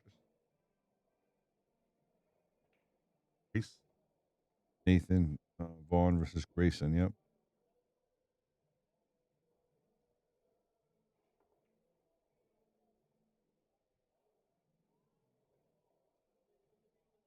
Childress, I guess you said? Yeah, Nathan Childress. Nathan Childress. That's who Lucas beat for the money line. Had a partners match. Race to 18 for 10,000 in the middle. Nathan Childress versus Grayson Vaughn.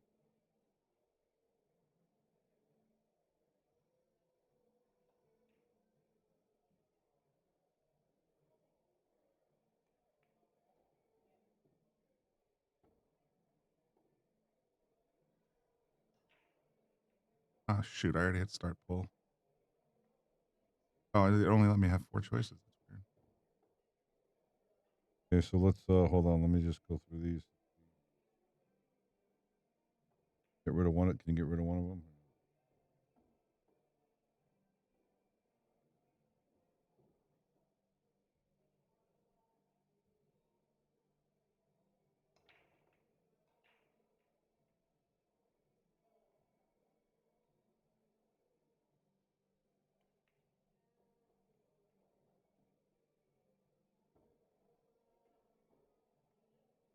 Felix Vogel just won his match on the main table. Congratulations, Felix.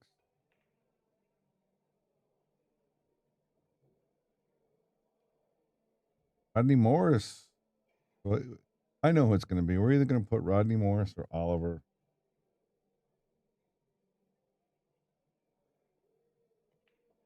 Rodney Morris versus Adrian Wagner. A-I-D, sorry. Adian, sorry. A-I-D-A-N. Adian.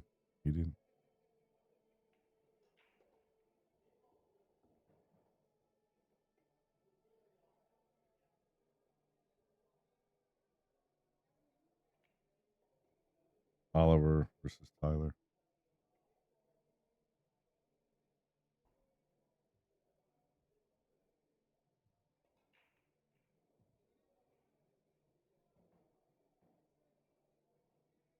Wilkie looking smooth here. He's got the purple to the green. Just draw it back a little bit. Nathan is the third one. Jesus. Little bump there. Gonna go one rail, like I said, purple to the green.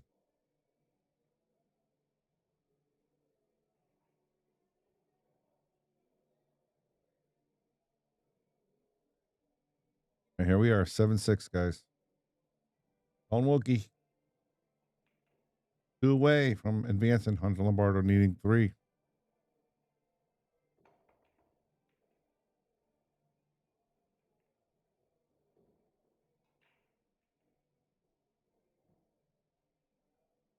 Yeah, that's right. Yep. All right, so Brian Brennan is putting up a poll right now. We need you to vote. And whoever gets the most vote, minus if they're on the stream table, we cannot stream them. We will stream that match next. Put your vote in now.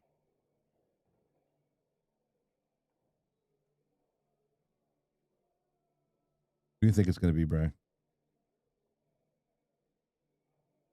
If I can't see the actual.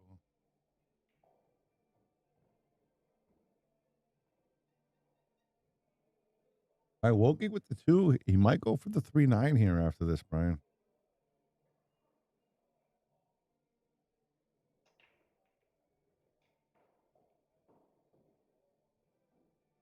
Couple chats, maybe it'll move up. No, it just shows up on top. I think it's only showing us the top option. Oh, okay. Right now it's Jesus Atencio and Chris Pyle. We only have 3 votes. Yeah. I think Rodney's going to be right there too. He's so fun to watch. He's powerful and quick. And oh, Rodney and Aiden are on the main table. Oh, they are? Table 8. Oh, okay. So we can't get Rodney. No rocking Rodney. All right. Gonna try to power this 2 to get position for the 3-9. Yeah, we can't. Yeah. Yeah, you had me put the main table in and it's in the lead, so I can't tell.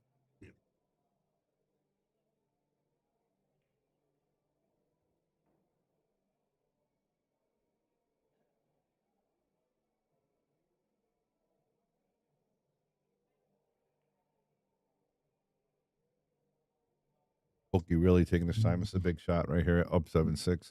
Racing a 9.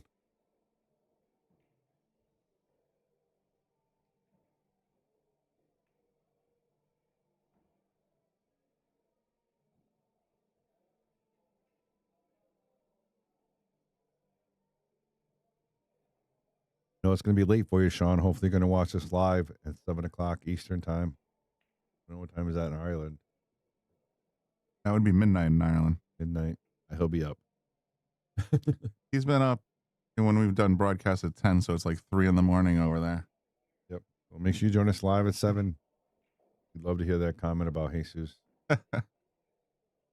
We tagged all the pros that were in the show to either watch it or chat in it too. So you might get a lot of pros chatting it. Oh, that'd be cool. I like Jesus and he's in a chat. That's going to be pretty cool, you know.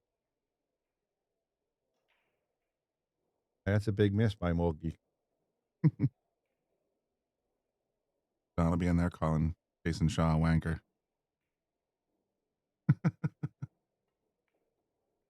Nice stroke. Did he hit it too hard? Ew, that 7's going to get in the game. He did hit it too hard.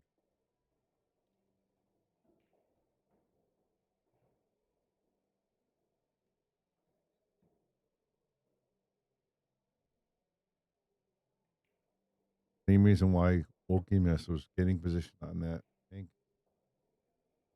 kind of in a weird spot. You can't play it the other way because the 6 is blocking it, so you had to play it in the pocket. It wasn't easy to get to for both of them. All right, guys, great job. We got 155 people watching. Really appreciate it. And again, we're trying to give away a free Taom chalk. We're looking for 10 super chats. If anybody's want to help us out, $5 get you 1 ticket into the drawing. $10 get you 2. $30 get you 6. Do all 10 and we'll send you a piece of chalk. It's true. How about that? How about that? Pick your color. And if you want to watch all 8 tables, just scan the code in the top right section of your screen. You'll be able to go straight to the event pass for the Bob Stocks Memorial. And as Bobby said a couple times, Scott Frost, the freezer, is going to be doing commentary on the main table Saturday and Sunday. So should be a good time. Absolutely. And Tom, control yourself in the chat, buddy. I was gonna say, where's that at? Take a breath. Take a breath, bro. Out of character for Shaun. Yeah.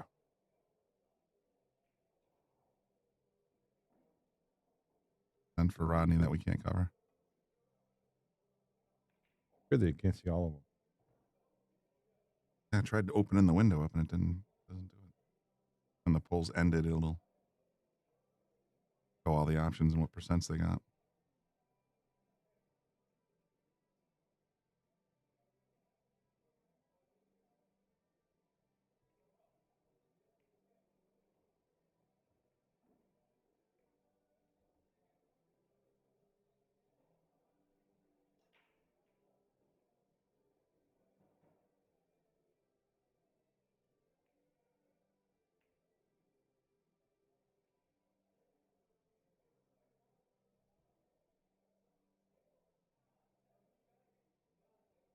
Up and down for the kick? Wow, I thought he'd probably go for the foot rail. Look at that kick shot. Boom, nailed it. What a big shot. Yeah, see, I thought he'd go the shorter way, but he said, you know what, I'm going to make this ball. 2 rails. Boop. Little head bob. Yeah, he saw that. That's right, get in there.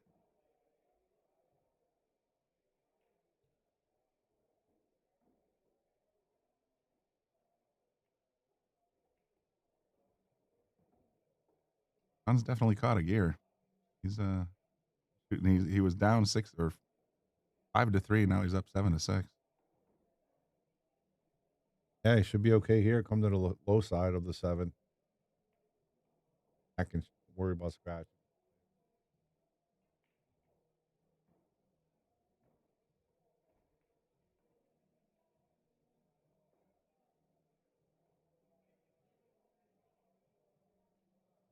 Rodney was on the main.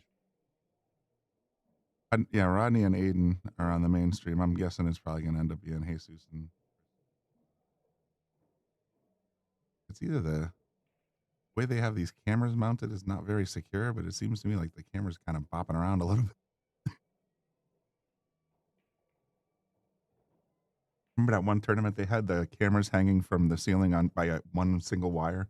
Yeah, and they kept scores too. It felt like that's what it was. They were mounted to the actual lights. so that when people would hit the score button, then all of a sudden the camera would start swaying. Like you're in a like yeah, it was the weirdest thing. All right, Getting seasick on the hill, everybody. Getting seasick while watching a pool game. That's kind of wild. Since this game quick, by we might get a 10-minute break. Make sure you guys join us again. We'll be back. At your start at 4 o'clock. Go out there, get a sip of soda of energy. No food truck today, Brian. No? Not on Fridays. Oh, Friday. That's right. Well, at least I got that sandwich then. That'll keep me awake. We'll get something a little before. Oh, yeah. No. Chinese or pizza. I was going to say, like, she almost always goes straight to that Chinese buffet next door. Well, not next door, but close by.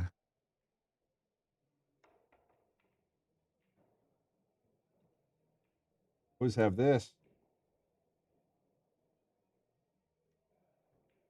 Text every day. Oh, do you? Every day. Christo's Pizza in Wallingford, great pizza.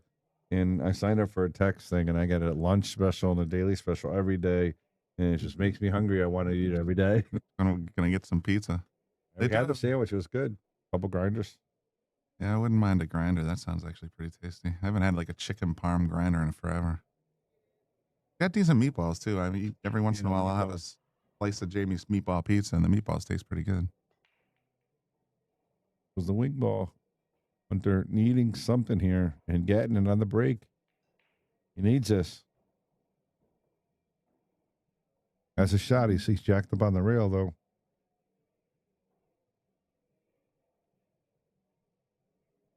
But it's natural position for the side. Just got to make it. And then the 4-5 right there and a 6-7-8. Again, Hunter with a 7-pack on Jason Shaw right here on table 7.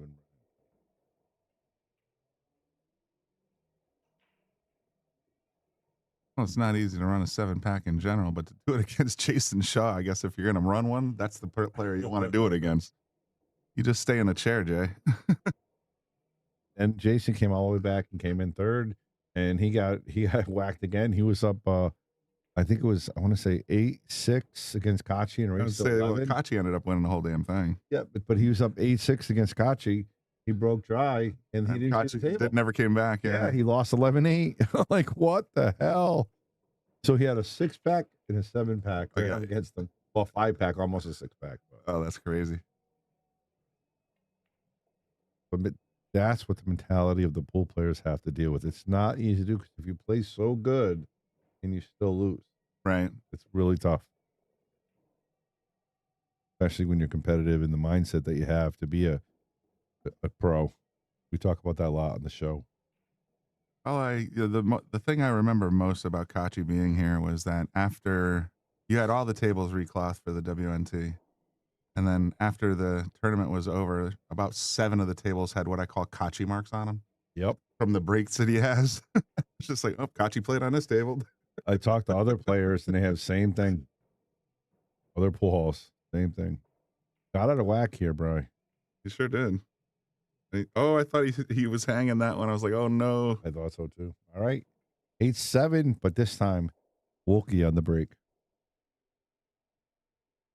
This is where the pressure mounts to the breaker, because if he doesn't run out, then Hunter can win, and then Hunter will have the break for the hill. And that's what you don't want. Is this yours? That's mine. I was trying to plug it in, but all of our plugs. You don't have a plug to do that in. They knew that. Well, there is technically. I want to get rid of that. Got a plug, I would plug it. I have the extensions. I'm saying there might be a split.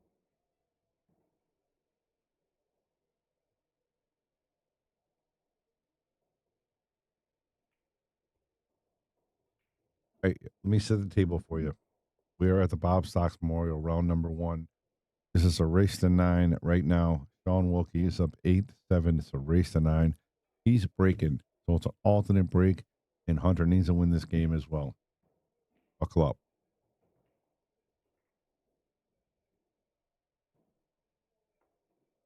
Are these all texty again? Probably. You're getting, it feels, I think you've gotten about 30. Yeah, because we're talking about the Boom and Freezer show and Oeg made the flyer I showed you. Oh, okay. All right.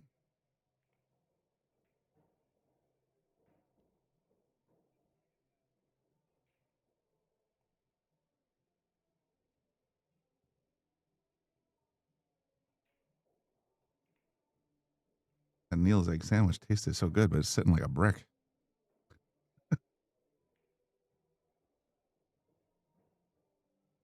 Yeah, my phone goes like that all the time. I couldn't handle that. I had to mute the Boom and Freezer group chat just because. I know. It's like, come on, get involved.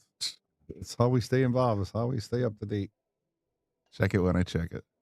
All right, we got the 5-9 lined up. Who can get to it, Brian? Yeah, that's Brian Merrick would say that's dead, but I think it's a little, unless there's a gap in there, it's going to need a little bit of finesse. Yep.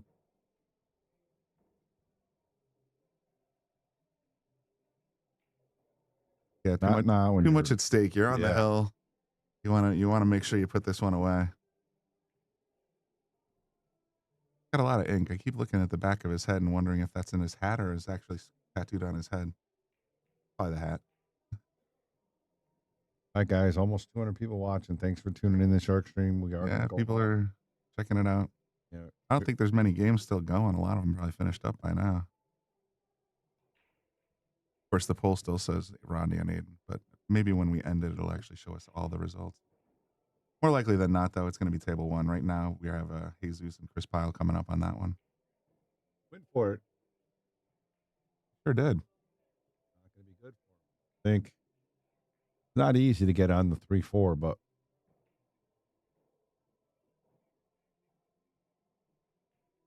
we're down to 3 tables running. Yep. Well, again, they're starting on time as of. It is a nicer format for at least for broadcasters, and we have an idea of when the matches are going to start, and we get full matches in.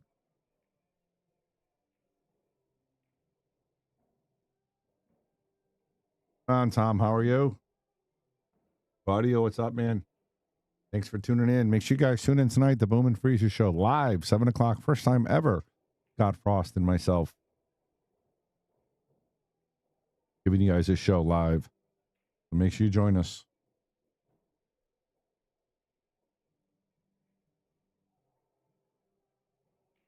We're trying to figure out how to get to the 3 without messing with the 4 or with the 5. Draw with a lot of bottom right. Try to come around the 8, but a little tricky.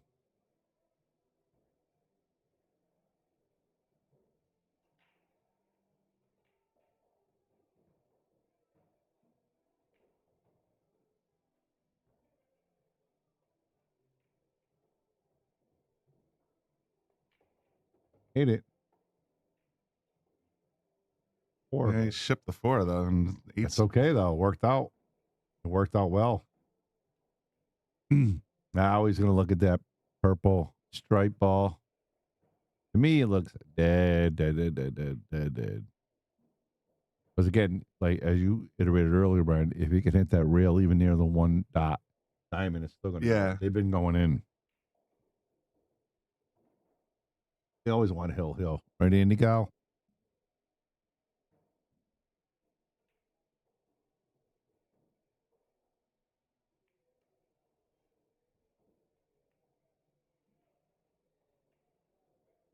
Oh, I don't like this position at all. I mean, if it's dead nuts, unless then he's you can kick at it, but that's. I wonder if he's considering the 5 cross side or cross corner. If it's far enough off the 9, it might have set up for that. Here he's standing. He might be able to shorten that 5 cross corner up, and then he's got to figure out what to do with the green ball, of course. I don't think we had a break and run yet, have we? No, not tonight or today. Wow. Came close. It was a couple that were run from the break to the 8 or the 9, and then bloop. Yep.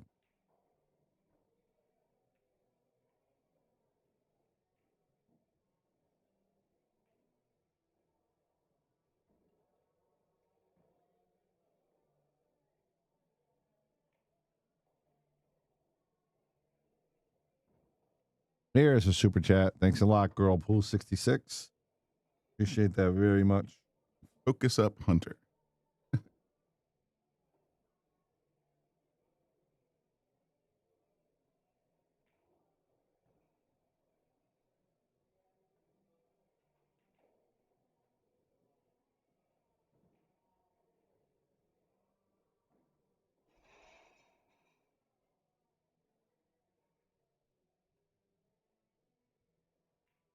But they're really trying to figure it out here.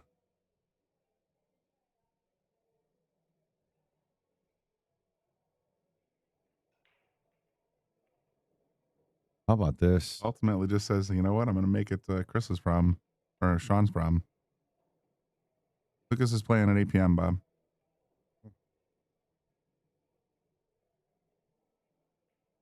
Fortunately, well, we'll be using the booth for the Boom and Freezer Q&A show, so we won't be able to bring you that one.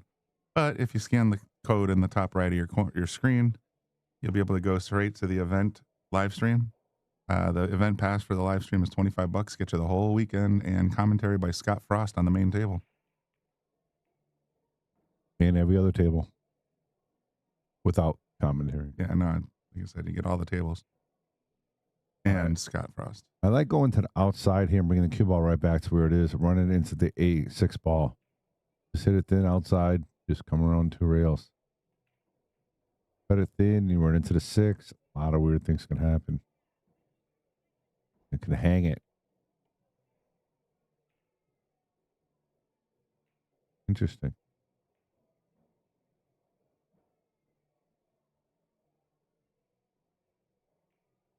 Oh, that's a good point, Bob. Yeah, if you do subscribe to WNT, I think that's $100 a year. So WNT TV stopped supporting the minor tournaments in the United States. Not supporting, but you're showing them. So what that does, it benefits the local, like people like myself. We can now stream and do our own pay-per-view without them. Right. If you're outside the United States, you still get all these matches. But the United States, you do not. Oh, that's interesting. And they didn't. Here's the thing I disagree with Matchroom. They don't come out and announce stuff. They just do. So nobody knows. Nobody knew about it. They just, oh, the expo's not being streamed. Like Bob. Oh, this Bob Stock's not being streamed. I mean, I get it. $10 a month is still good. You're going to get all the major events. You know, the U.S. Open, the Mosconi, and all the major events. It's still worth it. You know, but that's not what you signed up for. So I get that too as well. People signed up expecting to get all the tournaments, and now they are not.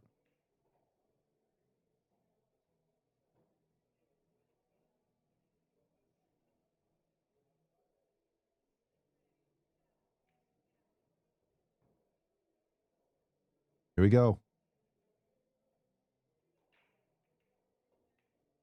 Waiting for it. Oh, he broke it up and he scratched. That's going to bring Shaun to the table, ball in hand and 6 to go. I think that's going to be a terminal error right there. Agree. The only problem he's got to get is 5 to the 6, and it's not a big problem because there's not a lot of balls around the purple. So you can go to either side and play in the corner. That's where you want to be, right there after he makes the pink. He wants to be right there. That's why you don't go near the 7. You don't go near the 9. Get it to the first dot. In an angle, though. You don't want to be straight. Yeah, right. Perfect. Right in line with the first dot. Actually, that's not perfect. That's a little bit too much angle. The cue's going to run towards the 9 a little bit now. Or even towards the pocket. You want to be a little down lower. A little bit lower. Half a tip of inside will take care of that problem, but some players don't really like playing with inside. I actually use it more than I don't. I have a hard time hitting center ball now. I'd rather hit inside. Takes the shot off a little bit. Spins it just a hair. Oh. It's you hit it the way you think it's perfect, and it just slides, like, and then you're like, oh my. I hit it predictably, but sometimes I'm off. Yeah. All right, he's going to go right inside. Yeah, got it. Just a half a tip of inside English, and he goes right up the table. That's a big shot. Wide open here. So Shaun Wilkie was down 5-3, down most of the set. Battle back, having a chance to win it right here on a crucial scratch here by Hunter Lombardo on rack number 16.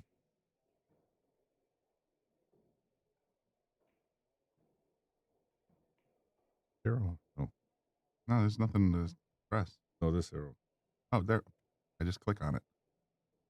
What do we got? Yeah, Jesus Atencio and Chris Pyle is going to be our next one. 38%. And there we go. There's the poll, guys. How many people we have? Oh, Ooh, good question. I didn't even look. oh my goodness, Brian! It's 13 votes. Brian, You just missed. look at the big screen. Look. Oh, he hung it.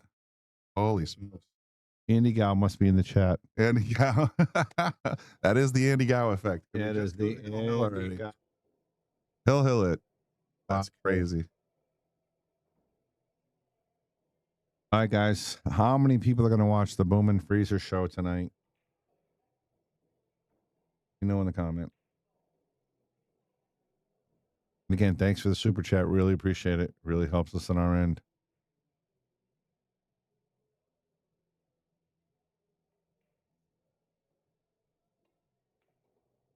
Three real. Oh, making this difficult.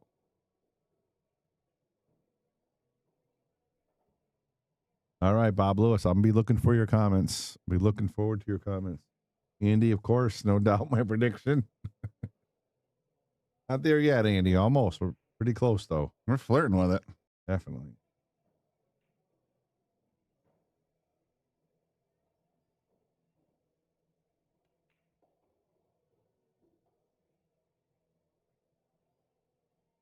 Hope nobody asked me what my favorite show was. Oh, I'm sure somebody will. That's tough. That's really tough. Oh, you can just go ahead and kiss ass and say it was Scott Frost 1 and 2. That's a good. I like that. I remember that. I like that. That's a good job. And I'm gonna get taught. I mean, it calls from on us and Oh yeah, no matter what, Brand. no matter what you say, your phone's gonna blow up. all right. Andy Gow calls it. It's gonna be Hill, everybody. I can't believe he dogged that 6. I hope somebody asked Scott that question. I want to know what his answer is going to be.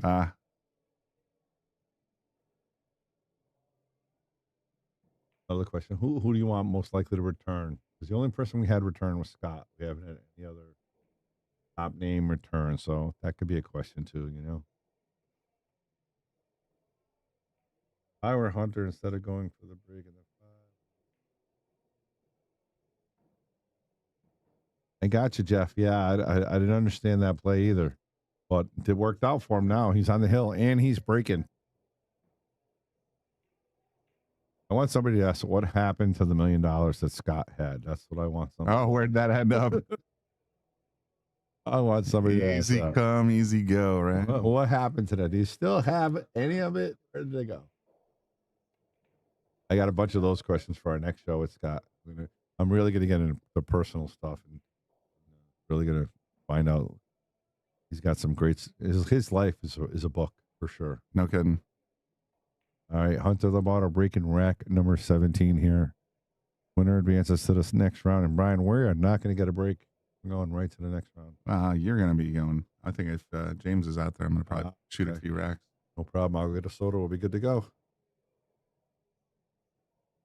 Hopefully bought properties. Yeah, Bob, that would be a good move. You could have bought them right there in Vegas. The property value is fantastic in Vegas, I hear. Oh, he drew low. He came in low on the 1. I'll see if they have any electricity or water coming soon. Lake Mead is almost dry.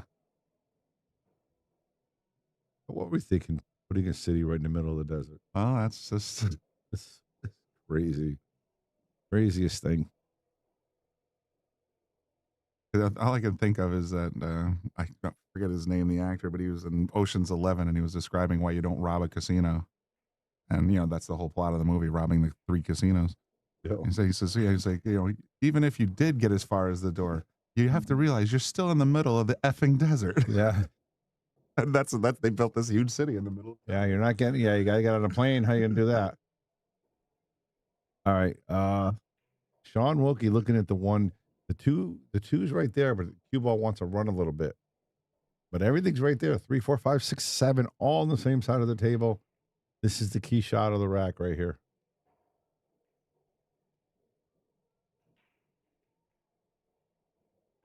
Try to pull it and hold it. There he did. Nice shot. Great speed control on that one. I think he's going to go 2 rails and come underneath it right there. It's going to be hard to hold. And if you put that much inside on it, try to get to the 3 ball, it's going to make the shot really, really difficult.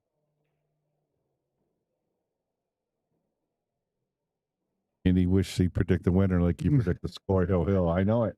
He predicts hill, but yeah, being able to predict the winner would be a little handier. Listen, we knew coming in, we told you guys this was going to be a great match, and that's why there's well over 200 people watching. Along with the stellar commentary, we knew we were going to get you a good match. We knew we were going to get you a match. If we do say so ourselves. That's a good shot there by Wilkie. Going to go 1 rail, bounce this up, get to the pink, and then get to the purple. Gotta forget about that 6 ball that he missed and just get down there and make your balls.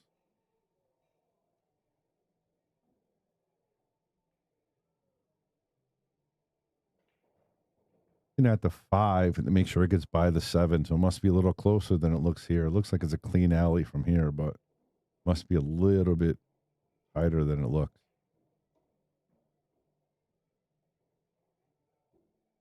If he holds it there, Brian, he can run it underneath, maybe underneath the 9, or even run into the 9. I know it's a little tricky sometimes, but we at least have the full pocket. That's what he's looking at now. If I can come to this side of the 5, I can make it.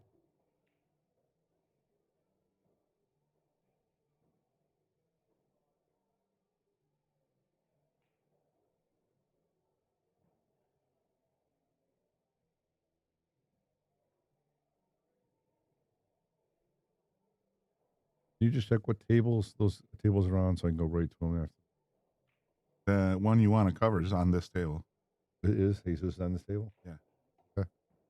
There it is. He came under it just the way we discussed. He's 1 big shot away from winning. That's what he's looking at. He's like, I wish I had the side, but I have the corner. And I'm jacked up over the 7, Brian. Yeah. Oof. This is what you write down. Things you don't want at Hill. Yeah, shooting a Yeah, jacked up over a ball. a long shot when you're shooting over a ball with the back elevated, you're going to end up masse and it just makes the shot 10 times harder.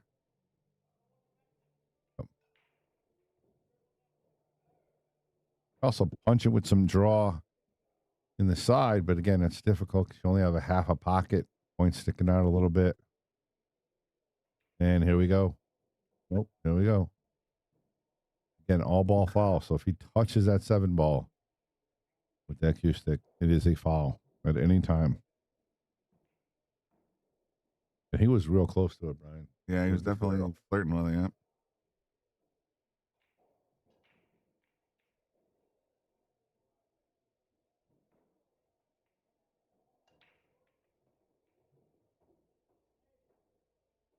The shot of the match right here, man. It's everything riding on this 5 in the corner. Absolutely. Yep, all these 16 games coming down to this. Goes. Oh, he went for the side pot. What happened? He went for the side. Oh my goodness! What a time for the feed to give out. What are you talking about? I saw it go right in the side. Nice shot. Perfect position. He drained it, I guess. It's not there anymore. But man, I was like, oh, don't tell me the OBS software crashed. He's not out of the woods yet. He's got to stroke this ball straight back. Mm-hmm. Got it. All right. Should be smooth sailing from here now. He'll leave himself long, though, Brian. He's not going to come all the way around. He's just going to draw it a little bit. Stroke the 8 ball to get to the 9. And don't forget, guys, right after this match, we're going to take a quick break. We're going to stay online, take a commentator's break, and we're going to be waiting for Jesus to get in the match, and then we'll be commentating on that.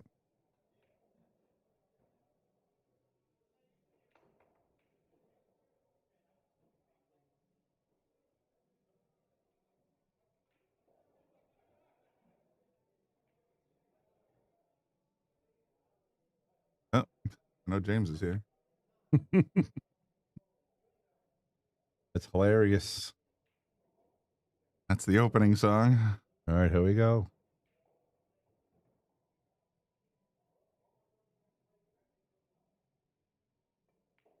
Around. I had a feeling he'd move the cue ball. He's been moving it a lot. Come on, digital pool, let's go. Must be a little bit of an internet issue at the venue. All right, one real position here. All right, guys, if you don't want to do a super chat for the chalk, if you want to make a $1 donation, how about that? $1 donation from everybody from YouTube. That'd be greatly appreciated. If you have a super chat, just tap $1, the little money sign, $1. It goes to the streaming people. We appreciate it.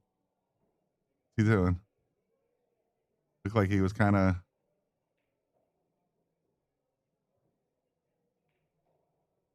gesturing at somebody. Yeah, Wilkie's really taking his time here. Oh, yeah, he's definitely not playing his usual speed. He knows it means everything. Round number 1, too. Watch out. Oh, my goodness. Wow. Oh, I was not expecting that, Brian. That's a hell of a way to finish this set.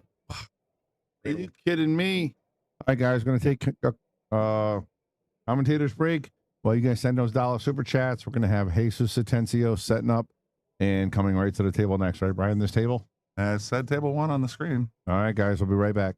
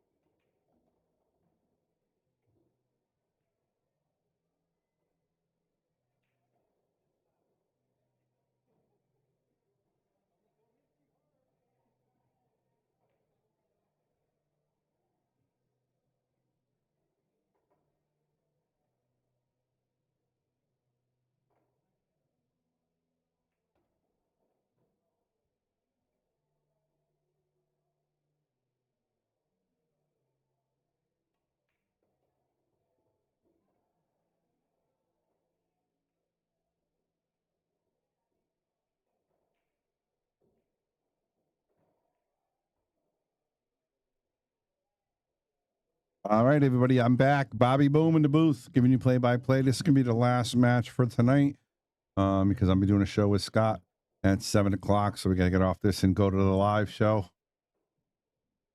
But what a great match we got. We got Jesus Atensio. Always fun to watch.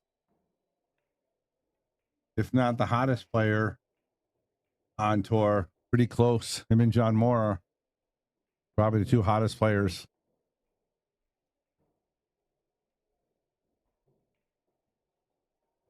Again, alternate break, so Chris broke.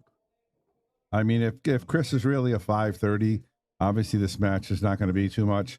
Jesus is going to really take it to him, but, you know, it's going to be fun to watch Jesus. And who knows, maybe Chris can catch a gear. Love the way Jesus plays, very aggressive. Love his style. Needs to get a little love on this 7 ball. He got it. Little wave right there, obviously, with the hand.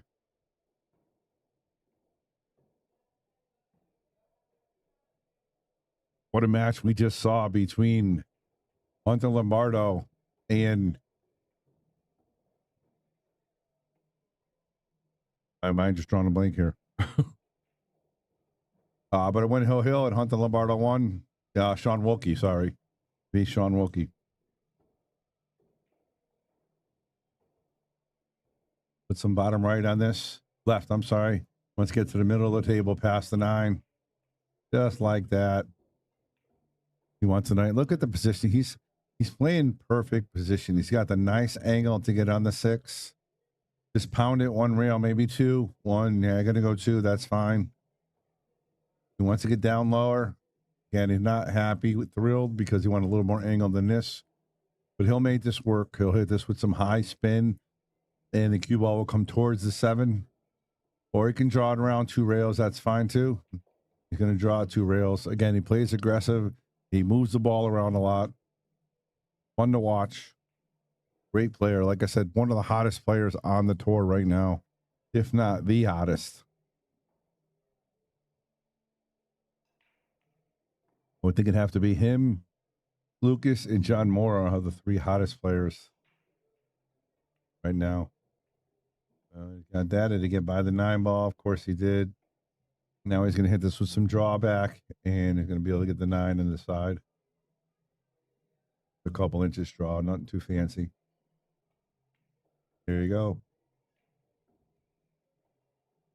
Jesus Atencio, quick 2-0 lead over Chris Pyle. And again, this is going to be it for Bobby. After this, we're going to be doing our own show. Make sure you check it out on the Boom and Freezer show. And you can check it out on the Boom and Freezer Facebook or the Boom and Freezer YouTube.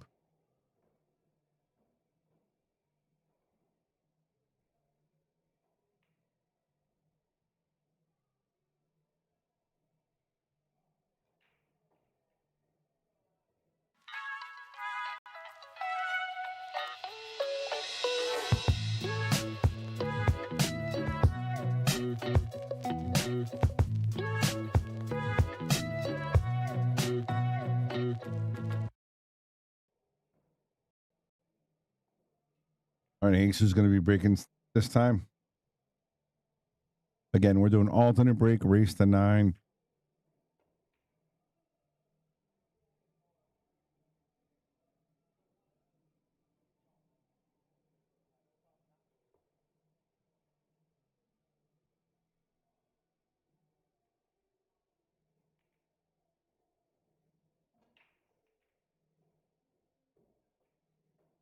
You guys a couple live scores on the late matches. Everything just underway right now. Hunter Frazier 2-1 over Patrick Floyd. Rodney Morris 3-0 over Aiden Wagner. Marco Teixeira 3-1 over Tanner McKinney. Grayson and Nathan tied at 1-1. That's all we got that just started. After this is the final round of round number 1. The final games of round number 1. After this will be round number 2. They're going to be starting at 6 o'clock. Right, he makes the 1 ball. He's got a nice angle to come around 2 rails for the 3 in the same pocket. There it is, 1 rail. That's fine. He could have drawn with some spin, but that's fine. Nine's in his way a little bit. He's got to figure a way to maneuver to get to the pink. Might be able to go forward. Draw it all the way back. Oh, look at that. Beautiful touch by Jesus. We go one rail, play the purple in the same pocket. Got to avoid the 9, obviously he does. At the 6 here. Looks like he comes straight across. He can put the right spin on it, just a little more risky. He can get underneath it, but he has that control where he can just put that right spin and get perfect. And again, he went straight across. That's the smart play. Probably a little straighter than he wanted. But again, he'll have no problem just drawing this ball back maybe 4 or 5 inches. Playing the same pocket. Yeah, just like that. Great stroke. Now you're going to see some great stroke again. He's just going to draw this ball back and play this 8 ball either in the side or the corner. Looks like he's going to go side. Now he's 1 stop shot away from making the 9. Just like that. Straight in. Jesus Atensio. 3-0 if he makes this. And check this out, everybody. That break and run was sponsored by Taom Billiards, the best chalk in the industry. If you need any chalk, gloves, or a max rack, check out taombilliards.com. He's such a pleasure to watch, isn't he? So fluently around the table. Of course, they're using the Taom Max Rack, of course, here. Probably sponsored by one of the best companies in the world as far as billiard goes, as far as chalk goes, as far as rack goes. They have some great apparel as well as far as hats and stuff. If you want to check them out, you can go to Taom.com or click the link in the bio and check out all the products that Taom has. You see a lot of the main players use that Taom chalk.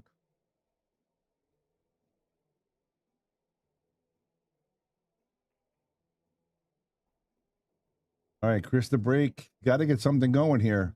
You don't want to fall too far behind Jesus. And again, if we get done tonight, I will do a match at 10 o'clock with Lucas or whoever it is. But it all depends on how late my show goes, and I got a couple things to do afterwards. But I can't promise you. But if I can get it done, I will. We will be back tonight at 10 to do another match.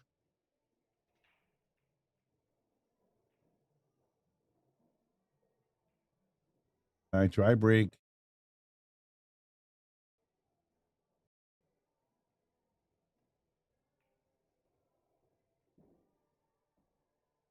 Jesus looking at the 1 here, trying to figure it out.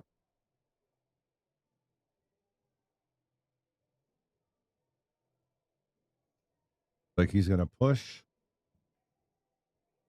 Anybody at home does not know what a push is. A push is the person gets to push the cue ball where they want to. And then the opponent has the option to either shoot it right there or they can give it back. So Chris decides to shoot it. He might try the bank here, but he's probably going to try a safe. Left takes just a bank on the 1. Going to see if he can roll the ball forward up enough after the bank to get to the 2.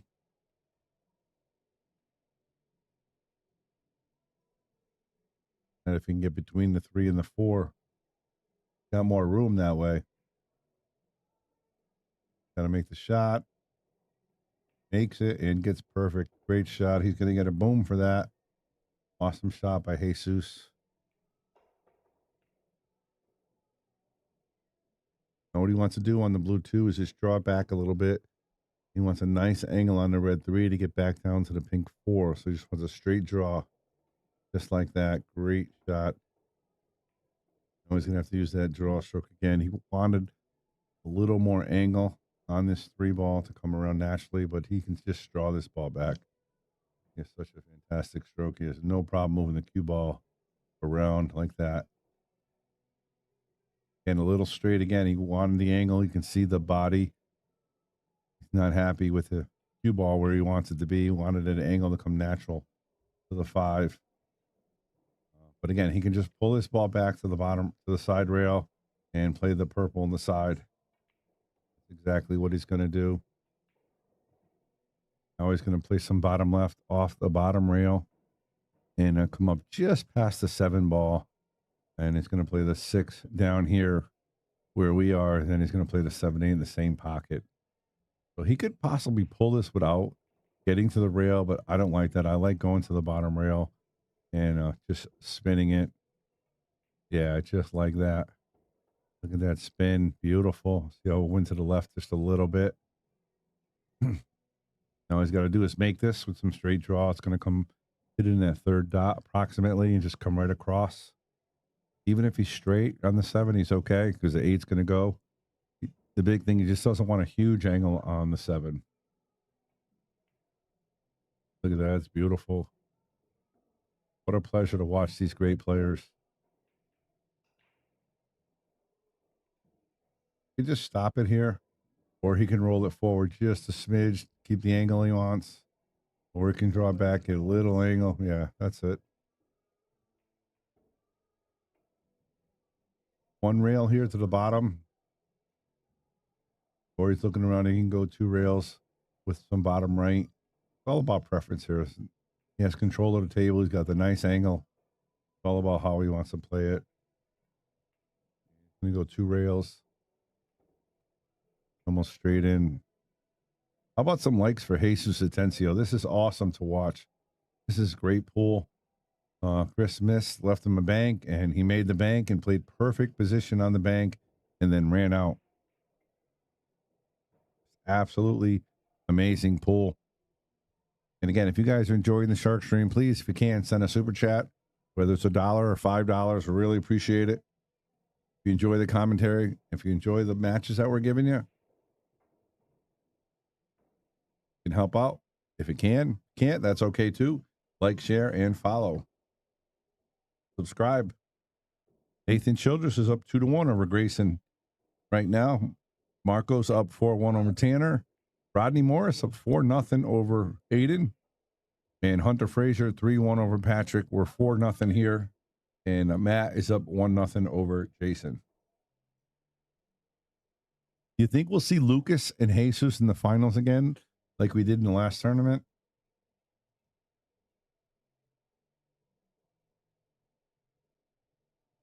And Jesus looking to break. Oh, what's up, Jason Weir? Yeah, he is. He absolutely is. One of the hottest players. I talked about it earlier. Him, John Mora, and maybe Lucas are probably the 3 hottest players on the tour right now.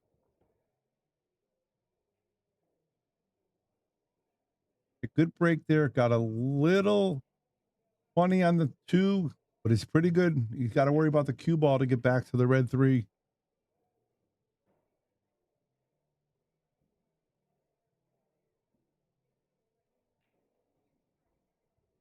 And it's an absolute pleasure to watch Jesus Atensio.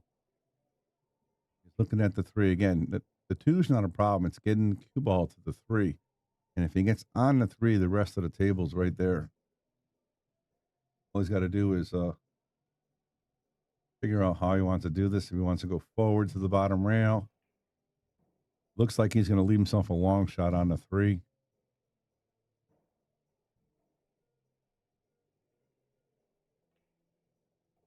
Get that cue ball control with the draw. Perfect. He's got the nice angle on the 3.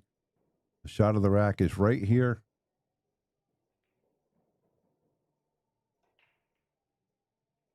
And if you guys are enjoying the Bob Stocks Memorial, give us a like, give us a subscribe. If you want to watch all table access, you see the QR code in the right-hand corner. You guys can get that and get the daily pass and watch every match. Nice shot by Jesus. Is he going to get around the 7? Yes, he is.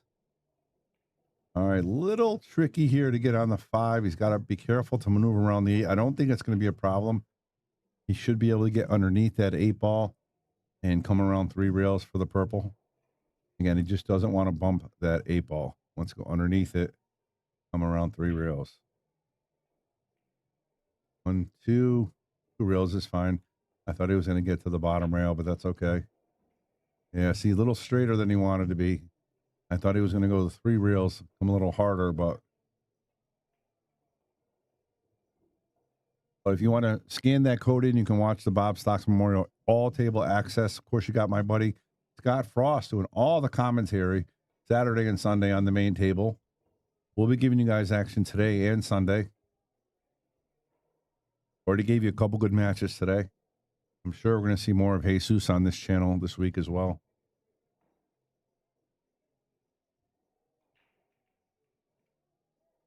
We're going to see some of this Jesus stroke right here now. Because again, he got straight on the 5, left himself a little weird on the 6. He's going to draw this to the side rail and watch. He's going to try to pull all the way back so he can get the 7 in the side. Look at that. Look at that stroke. He's going to get a boom. We're going to replay that shot because look at this stroke by Jesus Atencio. After it hits that side rail, it pulls all the way up. So he has a nice shot on the 7 ball. Come around table. 1, 2, 3 rails. Just got to get past the 9. So awesome to watch this young kid play.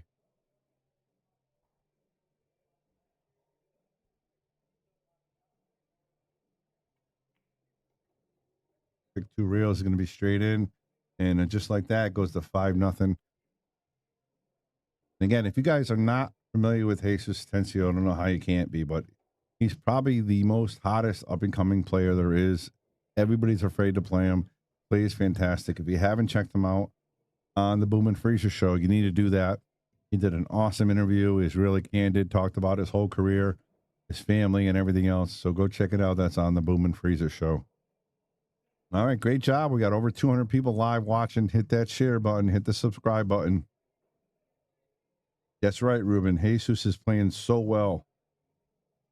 Love his timing. His timing is great, and I love the way he moves the ball around. He's not afraid. He doesn't play like pitcher perfect every single shot. He moves the ball around. He plays with feeling. You know, he plays like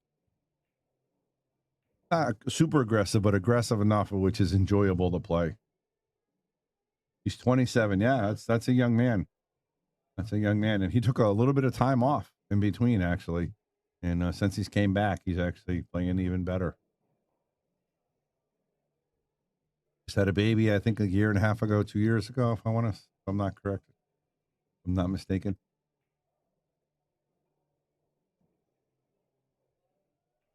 All right, Chris, you got to do something here. Got one of the best killers in the world. All right, that's a good start. You made a ball. Have a shot at the 1.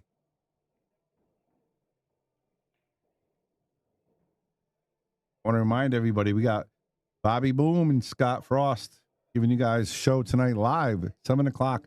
Not here, though. You got to go to the Boom and Freezer to check it out. That's the boomandfreezer.com or Facebook or YouTube. We're going to do a live show at 7 o'clock. All right, good shot there, Chris. Oh, he might get this 3-9 here. He can get to it. I'm not sure if he can get there from where he is. And you have to come back to the table and play the 3 in the corner. If it was lower on the table, you could probably bring it up. From here, it's going to be tough to get to the 3-9.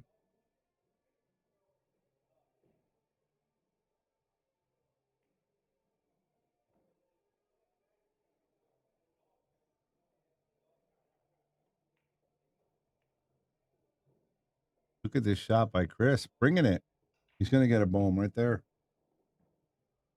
Good shot. And make sure everybody, guys, come and join the Boom and Freezer show tonight. We have a lot of people joining us, ask questions, talk about season 3, and wait to hear who's on season 4, what we got in store for you. Absolutely amazing show. We got, I don't want to talk about it yet. We'll talk about it tonight, who we got coming for season 4. Very special. Great start to the season already. Starting a week from Monday.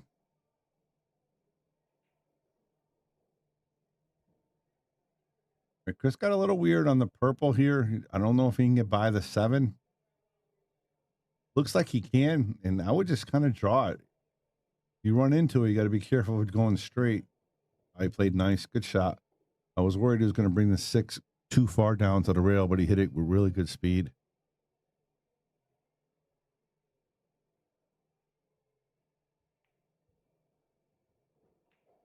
We go forward here. We're back. I like going forward here. Kind of was pointing to it, a little frustrated. Of course, playing Jesus, he'll do that to you. Jesus coming off his huge win the tournament against Lucas Picasso Werner at the Beasley Open. And he go back to back. Time will tell. He's probably one of the favorites for this event for sure. Two rail position. 1, 2, just like that. Wants to be in the side. Easily maneuver this ball or just a little slow play. Look at that. I love the way he shortened the angle there, slowed it down.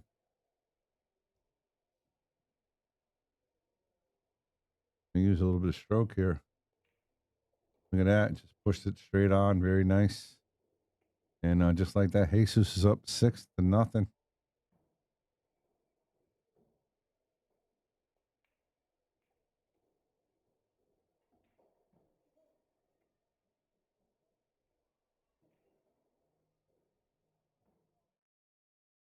All right, guys, this is the Boom and Freezer Show.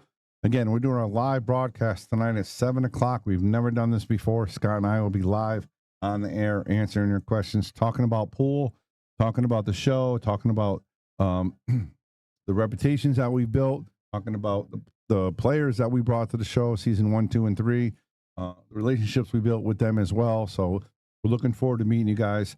Join us tonight, 7 o'clock. That's on the Boom and Freezer Show. And it's going to be live.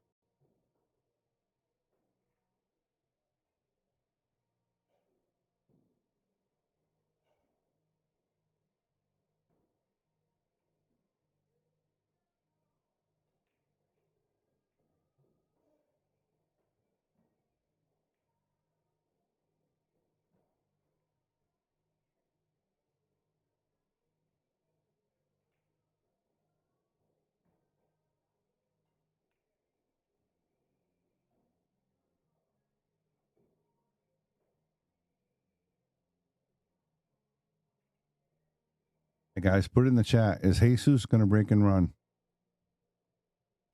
Yes or no? Put it in the chat. Is Jesus going to break and run?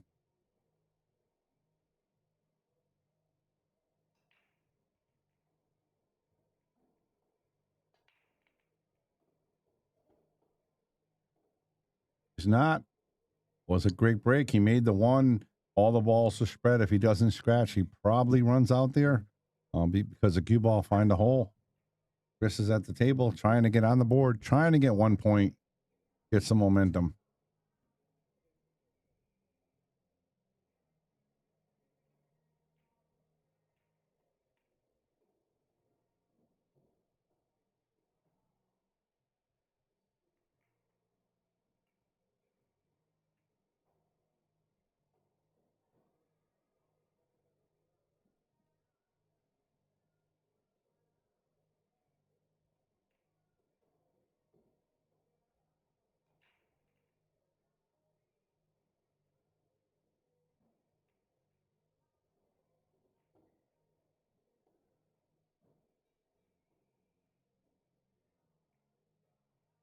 Jesus, his pizza must be getting cold. He's playing like it, right? I mean, if he doesn't scratch there, he probably runs out. It was a beautiful break. All the balls are spread. Will Chris run 3 balls? So far, he's on 2, looking like 3 for sure. Will he get back for the purple? That's the key ball right there. One of those ones you got to follow it. You got to get down to the 3rd dot on the side rail. Get on the purple 5. I'm sorry. Really got to stroke this ball.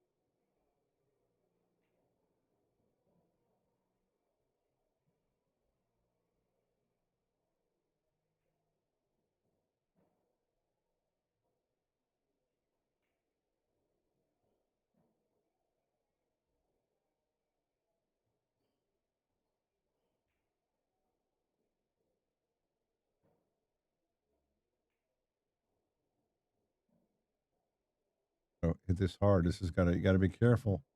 Got to make the ball when you're hitting the ball. Looks like he's winding up. Nice stroke. Look at that. To get back. He's going to be underneath it. That's okay. That's makeable. Natural position for the 6. You actually want to slow it down. You need to angle on this end of the table so you're not going past it. You want the angle where the 5 ball is so you can get the 6 inside and roll it down for the 7. So you just want to make this with pocket speed here. Center the cue ball so it doesn't roll forward too much. Try not to leave yourself on the rail. That's a key as well. But making the ball is most important. Just desperately trying to get on the board there, and he's not going to get there. Hits the rail. Jesus back at the table.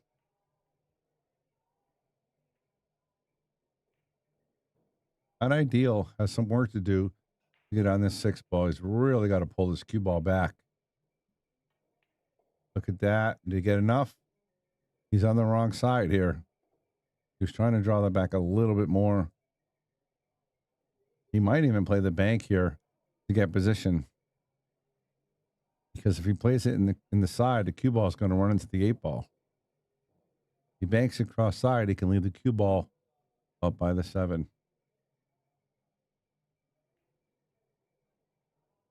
Like he's trying to cut it, but again, he's going to run right into the 8 ball.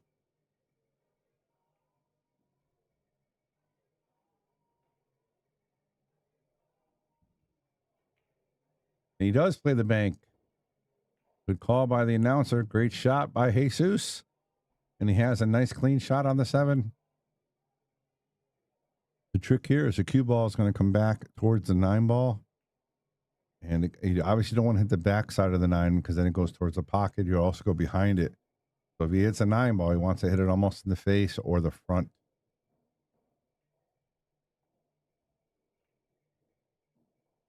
And he can put a little bit of spin on it and maneuver it. But again, you still got to make the shot. And speed control is the key. And look at that. He hit the backside of it, but he's going to be okay. Great shot by Jesus. Now he's 1 shot away from going to rack. Win number 7. Too much natural position. Just got to make the ball on the side. Ron Canty says he's a Rolls Royce cue actions. Smooth. Pretty nice. It's not going to lie. Well, he hit the point. I'm really enjoying commentating on it. I'm not going to lie. Fun to watch. All right, Chris, here you go. 2 balls. All you got to do is hit the 8 instead of 9, pocket the 9, and you're on the board, kid.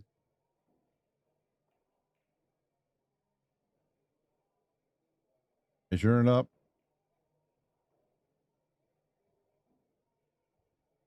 And he's going to fire this ball in. 8-9 combo. There it is. 6-1, guys. And it's going to be Chris's break.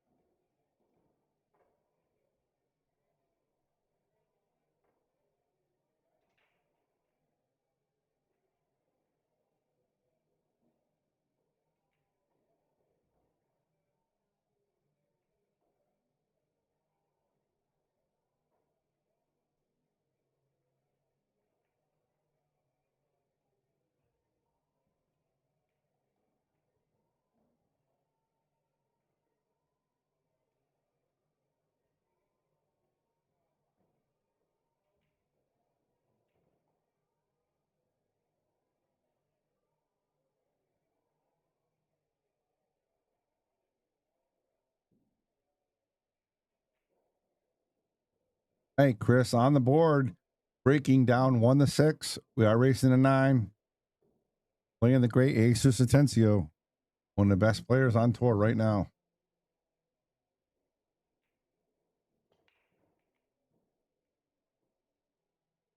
Be dry, and that's going to be trouble. All right, everybody. As I like to say in streaming, get your cameras ready. tricky part is going to be getting from the 5 to the 6 ball. That's the key, getting the 5 to the 6 ball. He can definitely make this 2 down here and leave himself the 3 in the corner. I'm sorry, 3 in the side.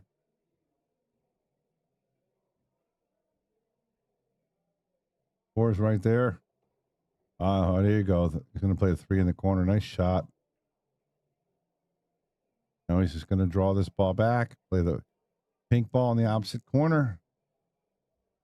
Again, getting from the pink to the green, or the purple to the green, is going to be the trouble ball.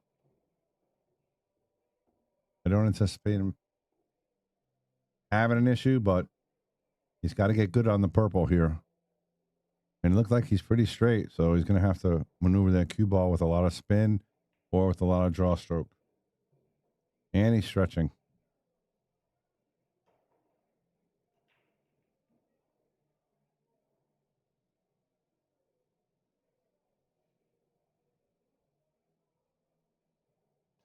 Guys, you're listening to Bobby Boom in the booth, giving you play-by-play on incredible match. Jesus, Atensio, Pyle.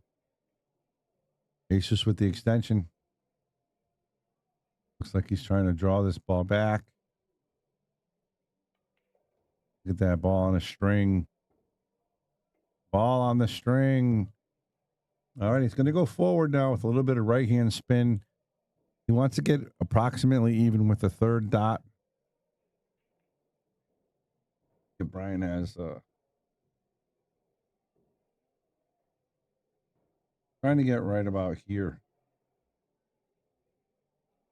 right around here, forward.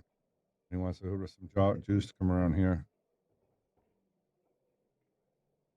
Almost follows my line perfectly. Great shot. Not out of the woods yet, though. Ball's a little bit weird too now.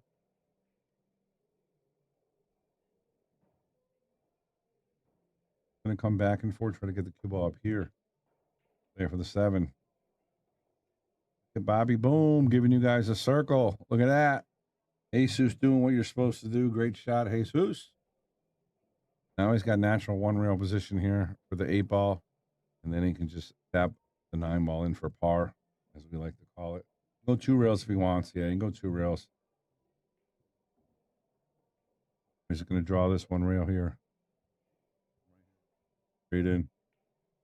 Yep, following the lines perfectly. And a boy, Jesus, 7-1. Looking smooth. Very enjoyable to commentate. Very enjoyable to watch. Like he's got a game face on of 7-1. Not taking anybody lightly. I like it, playing the game, not the player. Mark Patrick says smooth. It was smooth, right? That was not easy. The way that he got to the 5 to the 6 and then the 6 to the 7. Just absolutely great shot. Great run. All right, come on, put it in the chat. Is he going to break and run this time? I'm going to say yes. I think he's going to break and run. I think he's going to get on the hill here. I think he makes the 1, he doesn't scratch, and he runs out. That's my prediction. Just write yes or no. Think he's going to break and run? Yes. Or Y. Just put Y or N. Think he's going to break and run?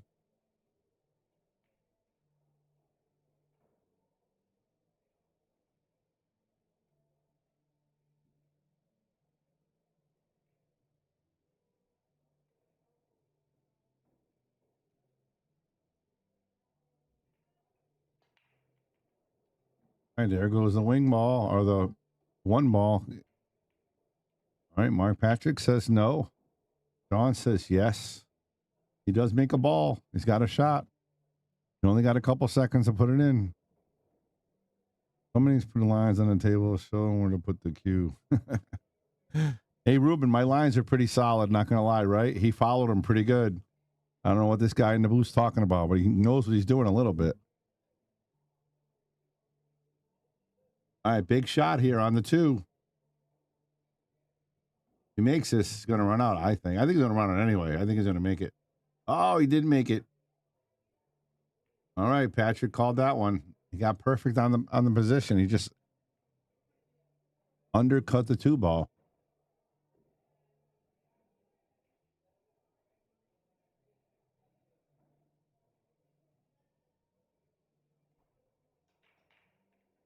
All right, you got to play this off the rail here, but Chris is jacked up over the 6. That makes it a lot more difficult. He's trying to make it come here. Trying to make it come here and then here and come back over this way. But it's very difficult. Yeah, see, he hit the ball flush. That's a foul. He must have hit the 6 ball. All right, that's all she wrote. Jesus is not going to have any issue here. Hard, a miracle. The biggest problem he's going to have is getting on this purple, getting to the 6, but I don't foresee that being an issue. He's probably going to come close to the rail, get to the 6, just like that.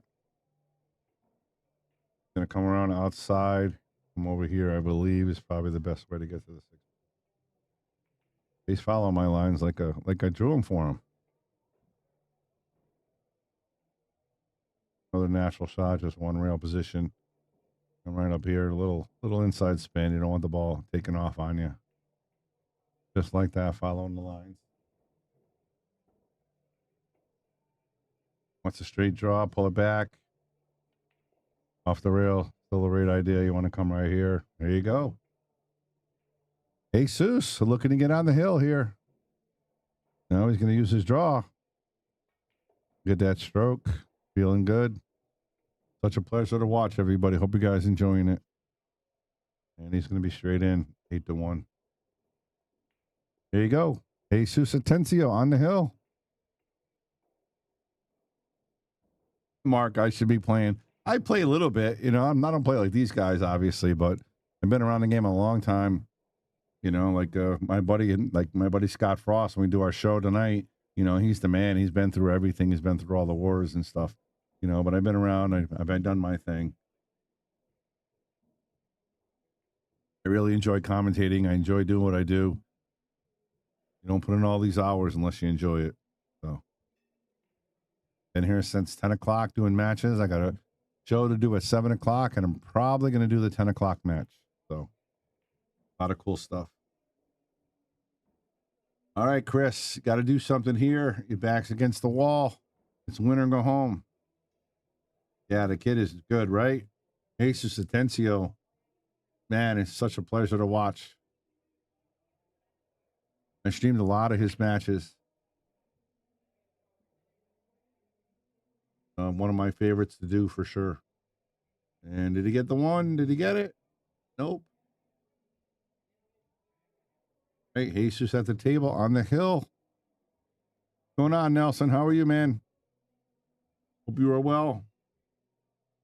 Hey, 4 to the 5 is the only trickiness. 5 to the 6, a little bit, but not really. I don't see any problem here. He's got the nice angle for the 2. He can play it really shallow here, or he can go one rail and come back for the other corner. Yeah, there you go. I like that. Just play it nice and easy. The key here is he's got to get a little bit of an angle on the pink 4 to get to the 5. And then he's got to come back across the table to get to the 6. Draw this ball, 2 rails. Love his cue ball control. He's very confident drawing. He's very confident following. It's very tricky. The 6 is kind of in the way. So he's going to have to draw it out, up past the 8 ball. Hit the 3rd dot. Yep, just like that. Great shot. Now, I like coming underneath here. He could come up if he wants to. There's 2 ways to do this. He can draw this, come up. I like coming down here. That's just me. He has such a great stroke. I can see him coming that way. Yeah, he goes up. Great stroke. Just hard to fathom what a good stroke he has. Like, if you're a player, to do what he does consistently is just, you're going to see it again here. Watch this cue ball move. Look at that. It came off a little bit less than he wanted. He wanted a little bit more spin. Now he's got a tough cut. Got to play this all the way up. 2 rail position for the 8 inside. Jesus sizing it up.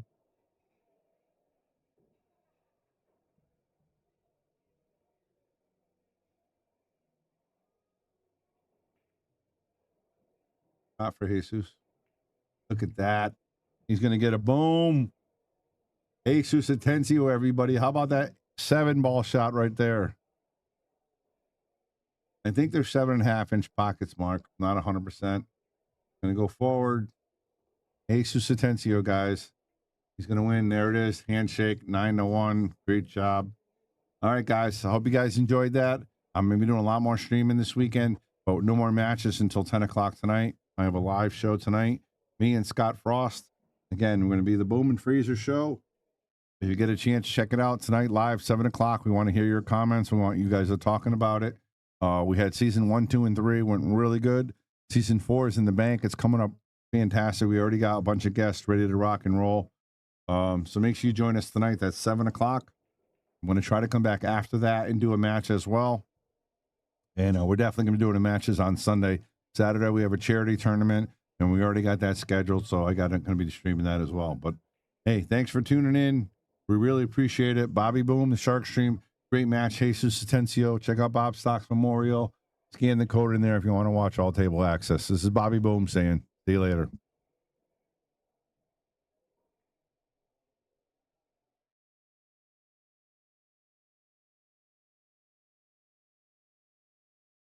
Bobby Hilton here from the Shark Stream. Give a shout out to all of our sponsors. Of course, our gold sponsors, Brunswick Billiards. We are the Brunswick Arena on the Shark Stream. And of course, McDermott Cues. Then we got our silver sponsors. We can't forget those. We got Taom Billiards, Salotto, of course, Yale Billiards, Simonis Cloth, Wayne Harriman, the Sandman, Pro Fitman Billiards, Andy Gow, Aramith, Letman Lights, and Carbon Magic Cleaner.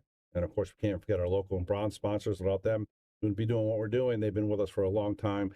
K. Morgan Painting, APA, Jacoby Custom Cues, Sigma Wear, Organic Ink Tattoo, Dynamic Pressure Washing, NM Billiards, Tommy's Tattoo Supply, Pool Table Magic, and of course, Vaculease. Thank you guys all for your continued support. Appreciate it.